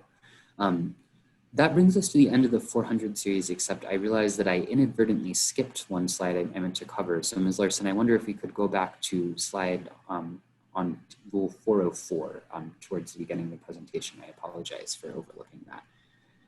That will be several slides back, so if you'll bear with us. Thank you, Ms. Larson. So Rule 404 governs Form 4's sundry notices. This is a very important rule because, as you heard during the 400 series presentation and subsequent deliberations, Form 4s are really a lot of what staff does to communicate directly with operators. Staff processes thousands of Form 4s every year, and they relate to just a wide variety of information that operators need to provide the Commission. They're sort of the catch-all form when a change has to be made. So staff made 3 changes to the rule in response to the Commission's direction. The first 2 are to better integrate Rule 404 with specific provisions in the 300 series that involve Form 4s to make changes to existing approved oil and gas development plans and Form 2As. So staff added a cross-reference in Rule 404B to Rule 301C, which governs changes to approved oil and gas development plans. Staff also added a cross-reference to Rule 304A, which governs changes to approved Form 2As. The next change that staff made governs the plans that I talked a little bit more about in rules 423, 424, 426, and 427. The Commission had quite a bit of deliberation and direction to staff about how changes to those plans should be handled, and that is incorporated into Rule 404D. So that, as staff has proposed it, the director will only approve changes to those plans if they provide equivalent protection or more protective standards to avoid, minimize, and mitigate adverse impacts caused by noise, light, odor, and dust. So this does again recognize that operators might not know the exact detail of, say, where every light on a location is going to be at the time they propose a Form 2A, and provides staff the flexibility to work with operators on those subsequent changes while still ensuring that an equivalent level of protections are going to be applied.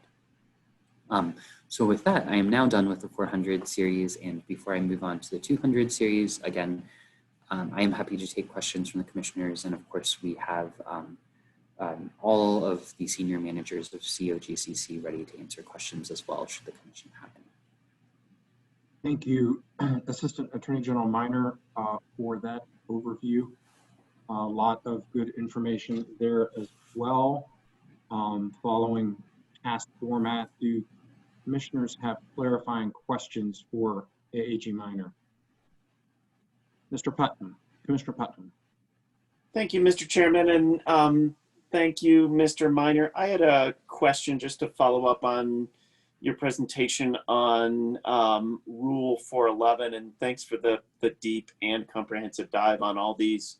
I think you mentioned that there was near unanimity on some of the changes related to Rule 411, and was curious if you could expand a little on who may not be fully on board and the reasons for that, or to ask it another way, what are some of the open issues that don't lead us to complete unanimity on those rule changes? Thank you. Certainly, if I may, Mr. Chair. Ms. Larson, perhaps we can go back to the slide on Rule 411. I'll let you keep going back and I'll tell you when to stop. So yes, this is the correct one. Oops, two more forward. Yes, this slide. So as far as I know, the perhaps one area where there may not be complete consensus is the text that is provided here for Rule 411A2A Romanet 3. There's parallel language in Rule 411B3A Romanet 2, and this is how the Commission will consider waivers. There has been a lot of negotiation back and forth between the parties, and I think staff was not in complete agreement with some of the language that was brought forward by the parties, and made a few changes to it in close consultation with CDPHE. And unfortunately, just given time constraints, some of this happened late yesterday. Staff did not have a chance to review those changes with the relevant stakeholders. So I'm not certain what their position would be on that specific language. And they will have an opportunity to present to you whether they do support the language as written or if they would like to see further changes next week. Thank you, AAG Minor. Follow-up, Commissioner Putnam?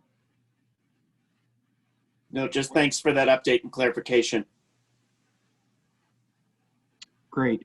Other questions from commissioners for AAG Minor on the 400 series overview? Looking for clarifying questions. Okay, I'm not seeing anyone. Mr. Minor or Director Murphy, whomever is next, we are ready to go. Thank you, Mr. Chair. Then I will continue to the 200 series. There are fewer rules that staff has proposed to change here because the Commission gave relatively less direction for changes. So I will just go ahead and jump right into those. The first is Rule 201. The Commission directed staff to delete the final sentence of Rule 201C. Staff has done so. Staff does support this change, though it is important to note that staff does continue to believe that the Commission has independent and co-equal authority with local governments and that operators must comply with both the Commission's rules and the local government's rules. However, staff did not think it was necessary to have this language in the rules because those obligations are provided by the Act, and there was no need to restate what the law requires in the Commission's rules. So next slide, please. Several of the changes in the 200 series fall into the category of changes that staff presented to you in staff's presentation on the 200 series last week. These are essentially minor proofreading and conforming edits that staff made to ensure that the rules can be implemented appropriately after the August 17th draft. So I will work through those a little more quickly. One of them is Rule 206, which as you heard about in staff's opening presentation, staff made a few revisions just to make sure that there's consistency with not overlapping with OSHA regulations. So next slide, please. Similarly, staff had inadvertently omitted language about what must be included on a Form 41 in terms of how to get in contact with the person submitting a Form 41 from the August 17th draft, and staff has added that back in. Next slide, please. Rule 218 is one where the Commission did give staff much more substantive directions, so I'll spend more time on it. The Commission directed staff to coordinate and review the proposal from industry, specifically with regard to the timing of the Form 9, as well as input that there needs to be more notice to the relevant local government when a Form 9 is received. Staff made quite a few revisions to Rule 218 in response. As you may recall, 218 is one of the most important rules in staff's view that is being proposed because it implements really important changes to ensure that there is a workable process for staff when facilities transfer operatorship, so that staff knows which operator is the current operator of record for which facility. So staff did, I'll start out on this slide just by talking about the notification requirement for local governments. Staff did add a provision that requires an operator to include an attestation on both the initial and subsequent Form 9, and I'll talk about that wording change in just a moment. And the operator has provided notice to the relevant local government both before a transaction occurs and after a transaction has been finalized. Staff also made some conforming edits in Rule 218A. That's the definition section, and this is just to use clearer definitions about which operator we're talking about in which circumstance. So we introduced definitions of selling operator, buying operator, and prior operator. Next slide, please. Moving now to the substantive informational requirements for Form 9 subsequent and some of the related changes to the timeframes for submission. The industry parties brought forward a proposal that would allow more of the substantive information to be provided after a transaction has been finalized. That does not mean that staff doesn't need a lot of information before a transaction has been finalized. At the time a Form 9 is initially submitted, staff does need that information as long as in advance is possible in order to start processing the changes. However, staff does recognize, as industry brought forward, that sometimes transactions may take less than 30 days from start to finish, and in those cases it's obviously not possible to provide information more than 30 days in advance. Accordingly, staff added the language "as soon as practicable" that you can see in the top left of your screen in Rule 218B. Staff also changed the names of the two relevant forms to now be a Form 9 intent and a Form 9 subsequent rather than a Form 9 and a Form 9A.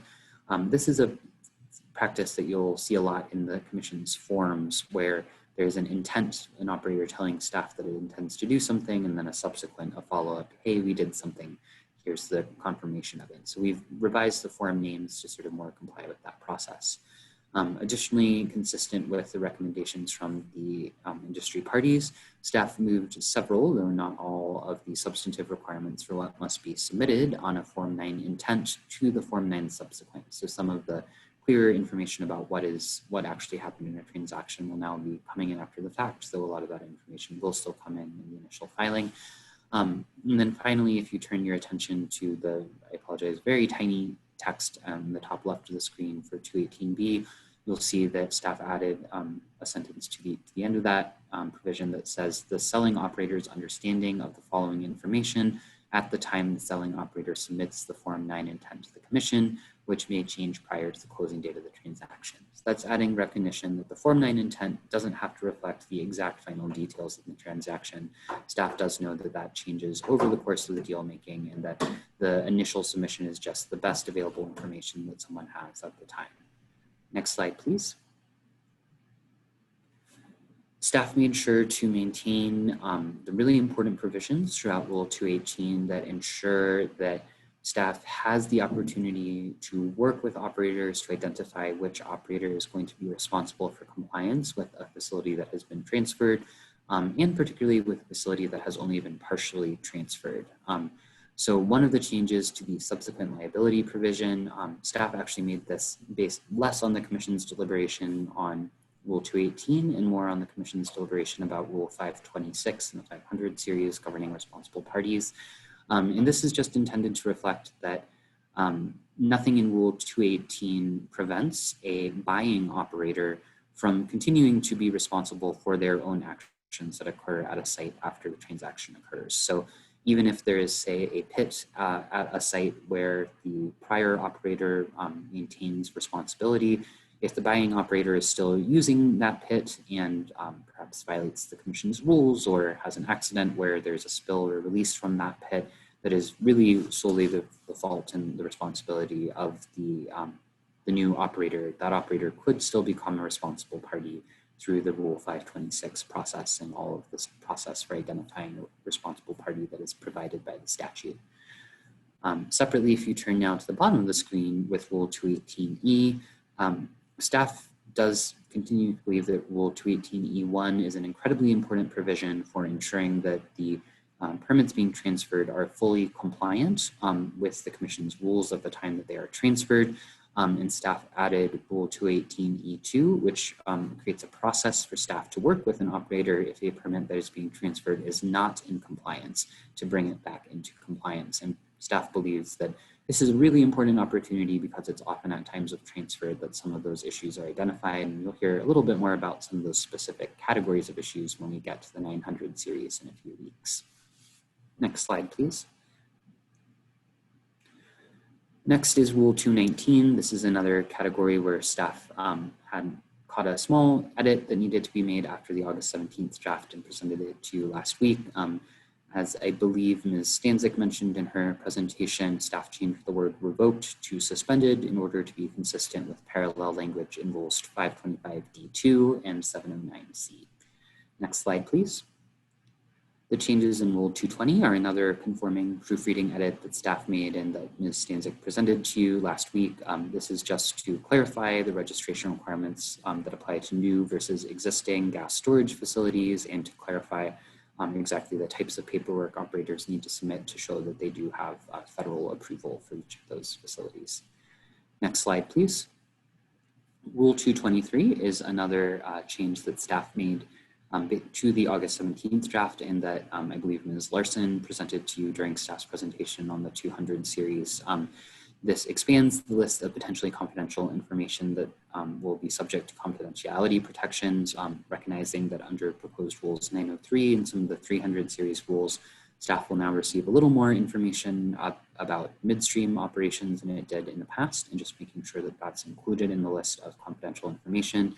However, as you heard a little bit more about during the 300 series deliberations and party presentations, staff does believe that nothing in this rule will prevent staff from getting the information it needs to process gas capture plans and to facilitate the really important emissions reductions that are a part of those plans. And that you will, of course, again, hear more about in the 900 series. So with that, I am now done. I can take questions on the 200 series or turn it over to Ms. Larson to present staff's changes on the 500 series. Once again, thank you, AAG Minor, for a tremendous amount of information presented in a coherent fashion. Do we have clarifying questions from commissioners? Commissioner Nanjapa. Thank you, Mr. Chair. Just a very brief clarifying question. I just wanted to make sure with the transfer of operatorship, the intent form, so that is now at a minimum of 30 days or greater. Is that essentially what the language provides for? And then the subsequent is within 7 days of the actual sale closing? Yes, that is almost, Thank you, Mr. Chair. Go ahead. That is almost correct, Commissioner Njapa. So as previously proposed, staff does encourage operators to submit those Form 9 intents more than 30 days, at least 30 days prior to the transaction. However, staff does recognize, as you heard from industry stakeholders, that there may be transactions that are start to finish negotiated in less than 30 days. And in that case, the operator wouldn't be able to submit the Form 9 intent within more than 30 days in advance. So in that case, staff added the as soon as practicable language to 218B to allow a later submission of that Form 9 intent. And then, yeah, you are correct that the time frame for the Form 9 subsequent was not changed. It is, I believe, still 7 days after the transaction.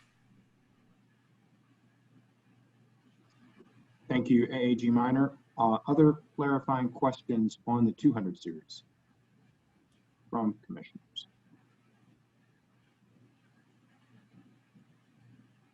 All right, I'm not seeing any. Ms. Larson, I think you are up. Thank you, Mr. Chair.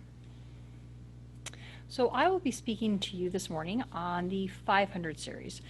The presentation that you will be seeing here will go over 4 rules that staff has revised based upon comments that we received from the commissioners. The first rule I would like to discuss is Rule 502 variances. You may recall that in staff's original proposal, we proposed that the director could approve ministerial variances, and then all other variances, which were non-ministerial and we believe would be include public health, safety, welfare, and environmental issues, would have to be reviewed and approved only by the commission. After receiving commissioner feedback and looking at stakeholder comments, we have revised Rule 502 to provide that, in fact, only every variance that comes into the commission must be approved and considered by the commission itself. So what we've done in Rule 502 is we have provided that all variances must be filed through an application that is submitted to the hearings unit. That means that application would be available to the public. It would be noticed to staff, obviously to the commission itself, and it would be available to be protested. If a member of the public, relevant local government, or other entity had a concern with that variance, then they could seek to petition for a protest of that variance and have it heard by the full commission. We've also included that there are some variances that, if they are ministerial in nature or generally do not implicate any public health, safety, welfare, or environmental concerns, that those variances could be recommended for approval by the director. And what that means is that the director would be able to issue a recommendation that would be part of the administrative record. If no one protests that variance application, then that variance application could be prepared as a draft order approving that variance. It would be noticed to the public, that draft order. It would be placed on the commission's agenda, and it would be heard through the consent agenda process. And just a reminder for the public, our consent agenda process includes only applications that have not been protested and are heard by the commission and voted up or down.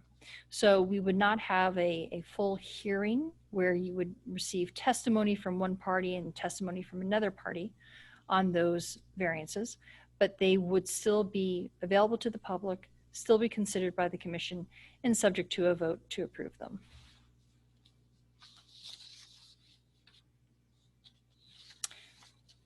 Additionally, we ensured that the language of Rule 502 includes the concept of no net adverse impact.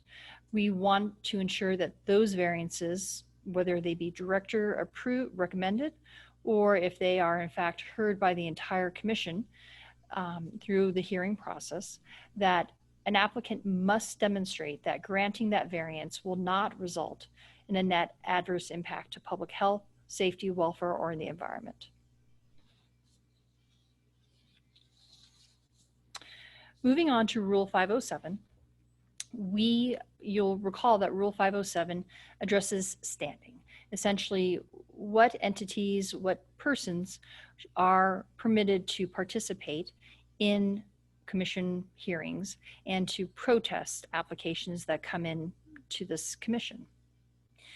We received direction from the commission to clarify the language of Rule 507 to remove proximate local governments as an entity that would receive automatic standing. So the proposed rule that was noticed earlier provided that a governmental agency, which would include proximate local government and relevant local governments, would automatically be considered an affected person for purposes of protesting or participating in an application that is heard by this commission. The revised language removes the reference to proximate local government and instead just identifies those types of agencies that would be granted automatic standing. Additionally, we've added in Rule 507 that any surface owner or resident, and that would include an owner or a tenant of a building unit, that is located within 2,000 feet of a proposed working pad surface are automatically considered affected persons. You'll recall elsewhere in our rules, in the 300 series and then also in the 500 series, there is provisions that require notice be given to these individuals when an oil and gas development plan is filed with the commission. So staff is proposing that those individuals that have received notice that are within that 2,000-foot perimeter of that working pad surface would automatically be considered affected persons and would be then allowed to come in and participate as they wish in the consideration of that oil and gas development plan. And just a further reminder, this change does not prohibit other individuals or other entities who are outside of that 2,000-foot perimeter from petitioning to become an affected person. That concept remains, so they would still have the ability, if they're outside of the 2,000-foot perimeter, to still come in and ask to become an affected person during the consideration of an oil and gas development plan. Now, looking at Rule 515, we received instruction from the commission to consult with one of our parties in this rulemaking, Colorado Environmental Advocates, about how we could improve the language in Rule 515 to clarify that individuals who are not represented by legal counsel, often referred to as a pro se individual, can still participate fully in our process. So we've gone through, and in Rule 515A, we have clarified the language there to make clear this point. And specifically, we have added Rule 515B to clarify that a person is allowed to make any oral or written statement on their behalf or on behalf of an organization or entity that they may represent in the course of a matter that is considered by this commission. Now, it's important to note here that we have maintained that if an entity wishes to participate in an adjudicatory proceeding, they may have to have legal counsel unless there is a person, a non-attorney, who is able to represent them, who's authorized to do so. So that language remains, and that applies to adjudicatory proceedings. We've also cleaned up the language in Rule 515D to provide that the commission will, it no longer has the discretion, now the commission will allow representation by the entities that are listed there, corporate officer, etc., to represent citizens group or other type of organization in the course of a rulemaking, a local public hearing, or in any other matter that is coming before this commission. Finally, taking a look at Rule 526, the responsible party provisions, you heard just a bit ago from Assistant Attorney General Minor that we have made changes to Rule 218. And the commission had wanted to consider Rule 218 prior to coming back and making significant changes here to Rule 526. In Rule 526, again, it addresses how this commission will determine a responsible party in the course of an enforcement matter. So based upon the conversation that this commission had when looking at Rule 218, we have made conforming changes here to Rule 526. Importantly, we have clarified that the director must have evidence to support his allegations against an operator when bringing an enforcement action.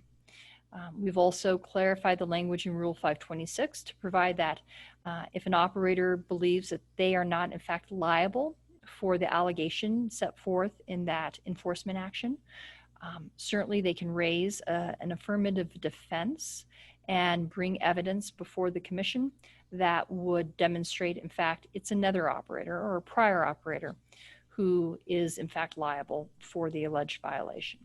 So again, we had cleanup language here to set forth those issues. So with that, if there are any questions from the commission, I'm happy to take them on the 500 series. Thank you, Hearings Officer Larson, for that. Do commissioners have any questions for staff on the 500 series? Clarifying questions.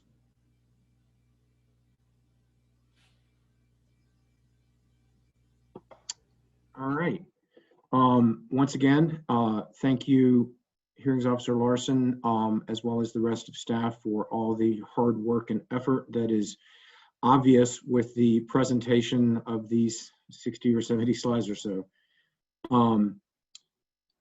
Wanted to thank you, Director Murphy, for showing up. Wanted to turn it to you to see if you had anything further at this time relevant to staff's presentation to Commission today.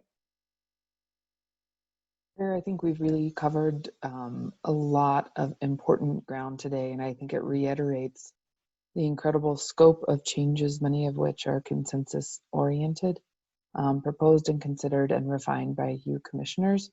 I hope that we've answered and addressed many of the points of direction that you've given us. As I zoom out, I suspect kind of as you digest the pretty large volume of very focused, detailed information, right? Like it's a huge volume and it's really focused. And so kind of connecting all of those dots will take some time for both you and our parties. We're available for questions. We'll be here as to work through anything that you need. And from there, you know, I guess we remain available for questions and what can go next. And we also know that we're very quickly off to the races on another 3 sets of really substantial, important changes. So, all right. With that, I would like to have a discussion with my fellow commissioners about next steps. Currently, we are set to hear closing statements of 3 minutes each from each party starting Tuesday morning. And then we have Tuesday, Wednesday, Thursday set aside for deliberations. I would like to throw out a proposal. We have received a lot of information from staff today. We have 5 series of drafts that have now been redlined again at our direction, which we all need to have time to spend going through, etc. And I am perfectly happy staying on track with what we have set up right now. I also would throw out the proposal of, suppose we take a little bit of a different path and give parties a little more than 3 minutes each to respond to everything that we received this morning. And instead, give parties a chance to do their closings and or responses or whatever they want to call it in a writing to us, perhaps in a writing that is no more than 5 pages, and that writing is due to us, say, Wednesday, and then we start deliberations, say, Friday. Again, I'm perfectly happy. I've set aside my weekend to go through all of this.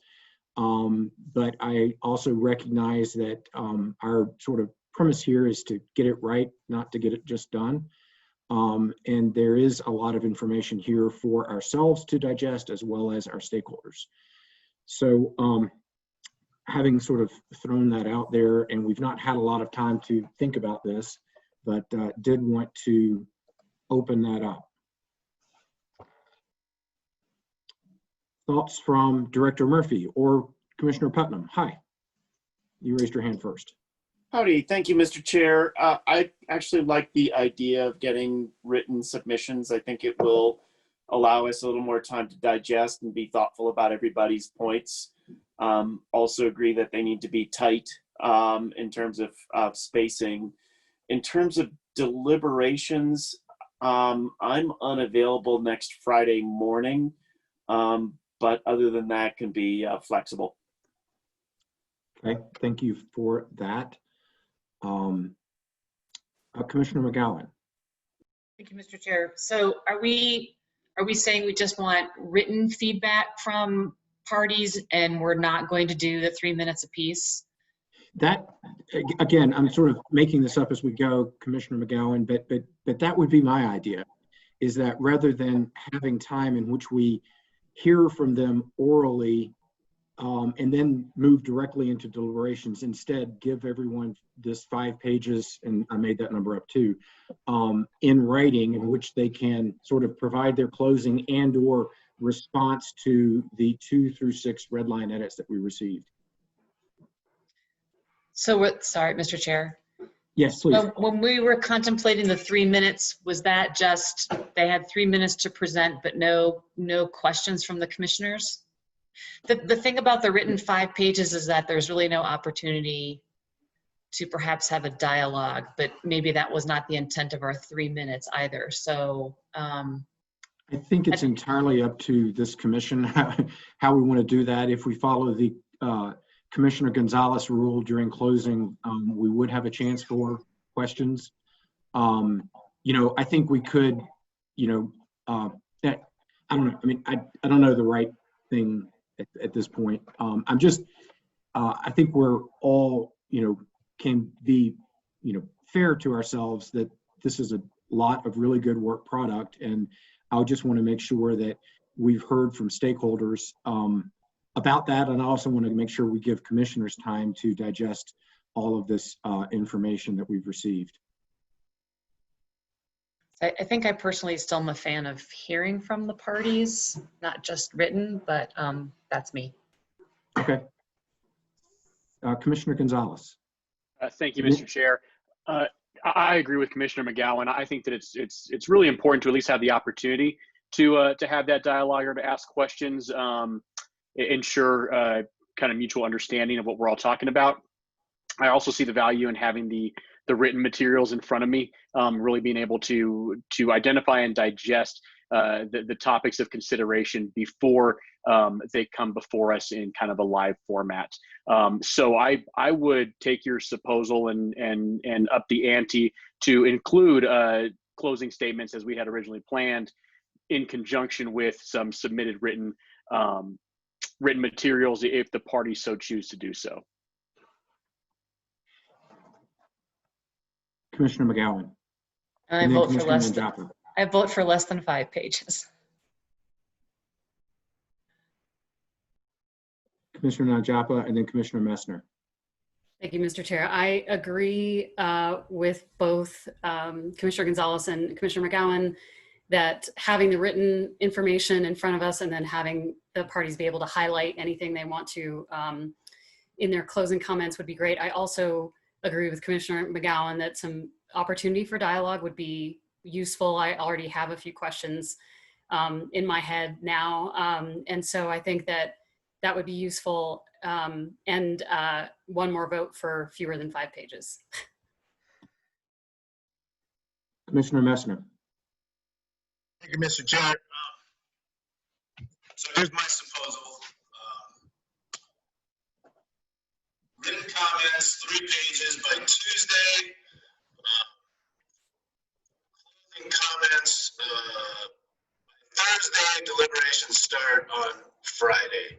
And I think we can leave the verbal comments at 3 minutes, but do allow us to ask questions, because I do think it's important to ask questions, particularly from parties perhaps on the written comments that they provided, if not on the verbal comments they will provide on Thursday. I may not too depressed there, but I do think that we have the time to dedicate to it. I think if we limit the written comments to 3 pages, I think we can comfortably get through that in 2 days. Okay, John, Commissioner Messner, sorry, you were breaking up a little bit. Let me see if I can rephrase your proposal. 3 pages written comments by Tuesday, public closing of 3 minutes each on Thursday, and deliberations starting Friday. Is that what I heard? Okay. That's what I was saying. And I apologize. I'm having audio problems today, so.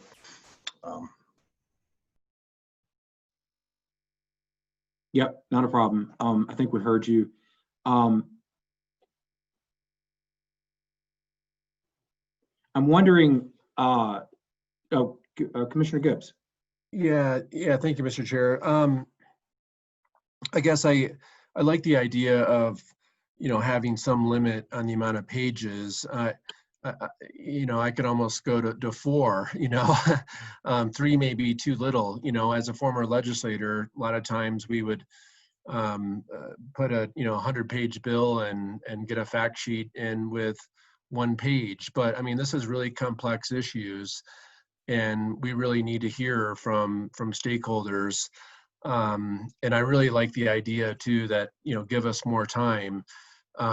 You all are receiving the same emails I'm getting from people from around the state, and just to keep up with the email traffic alone is going to take all weekend for me.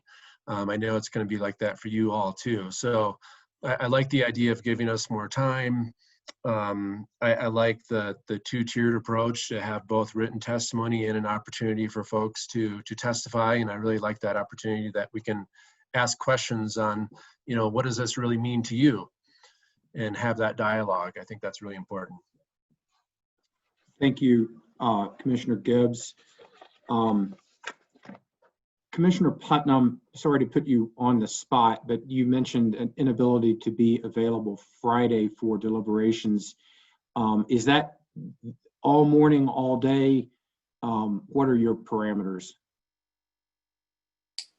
Thank you, Mr. Chair. There's a subcommittee of the Air Quality Control Commission that's meeting on greenhouse gas issues on Friday morning, currently scheduled from 8 to 11.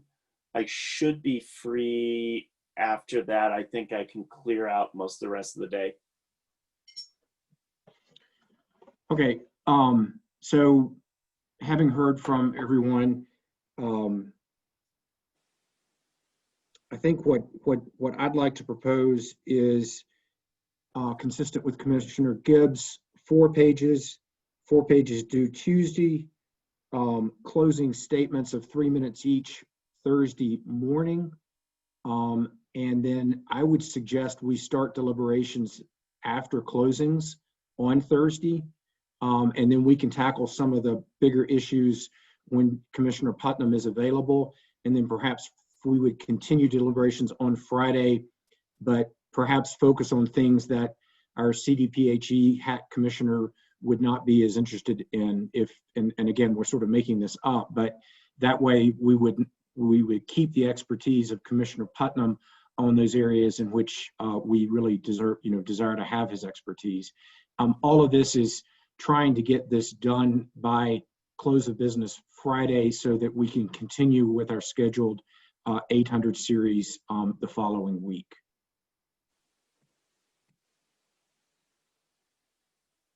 All right, I'm going to look for thumbs up if people think that's okay.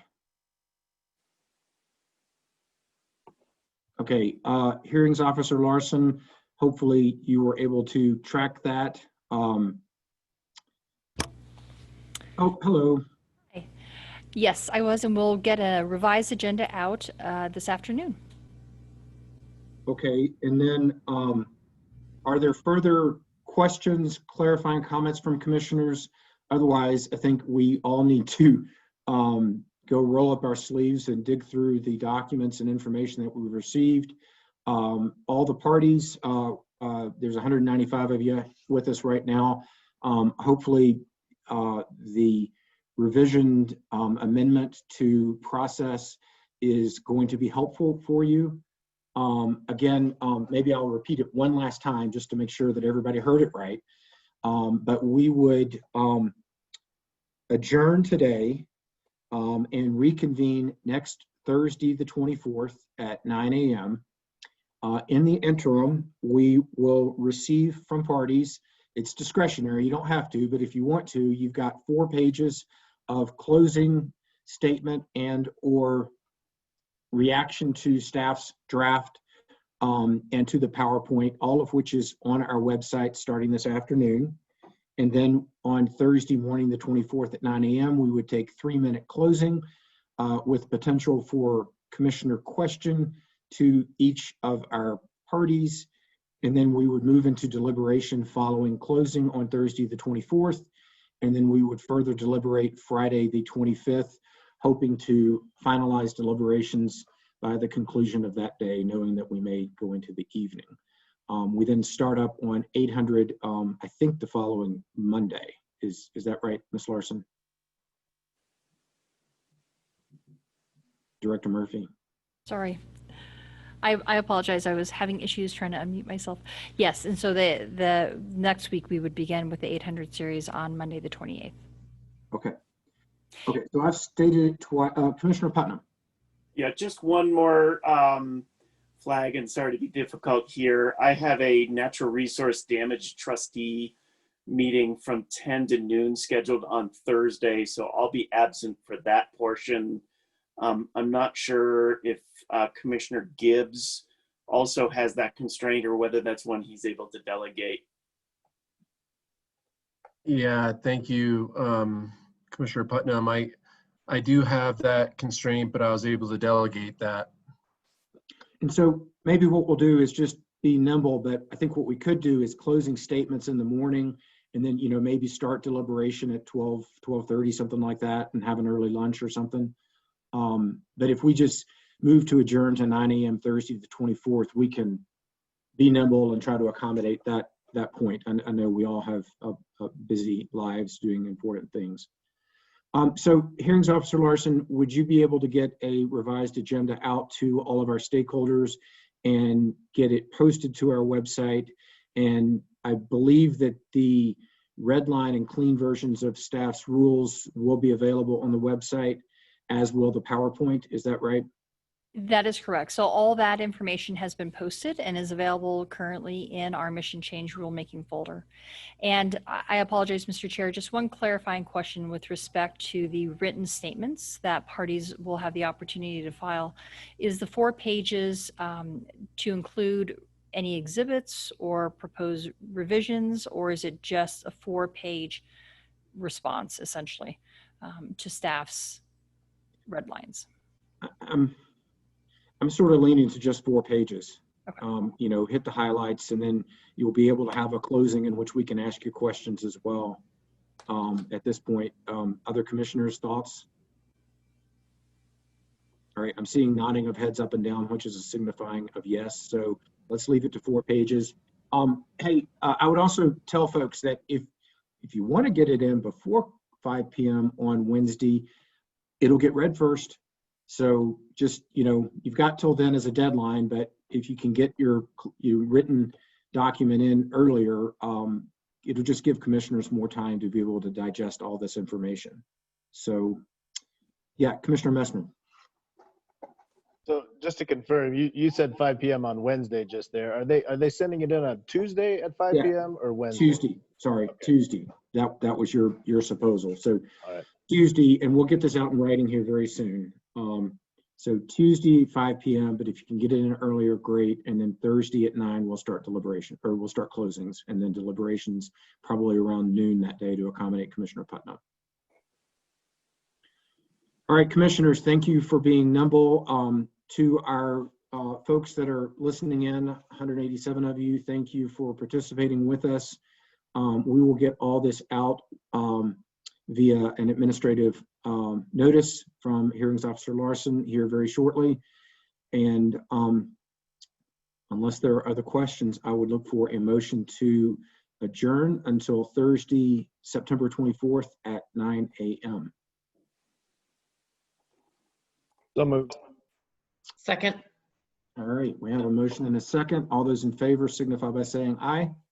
Aye. Aye. Aye. Any opposed? We are adjourned. Thank you, Colorado.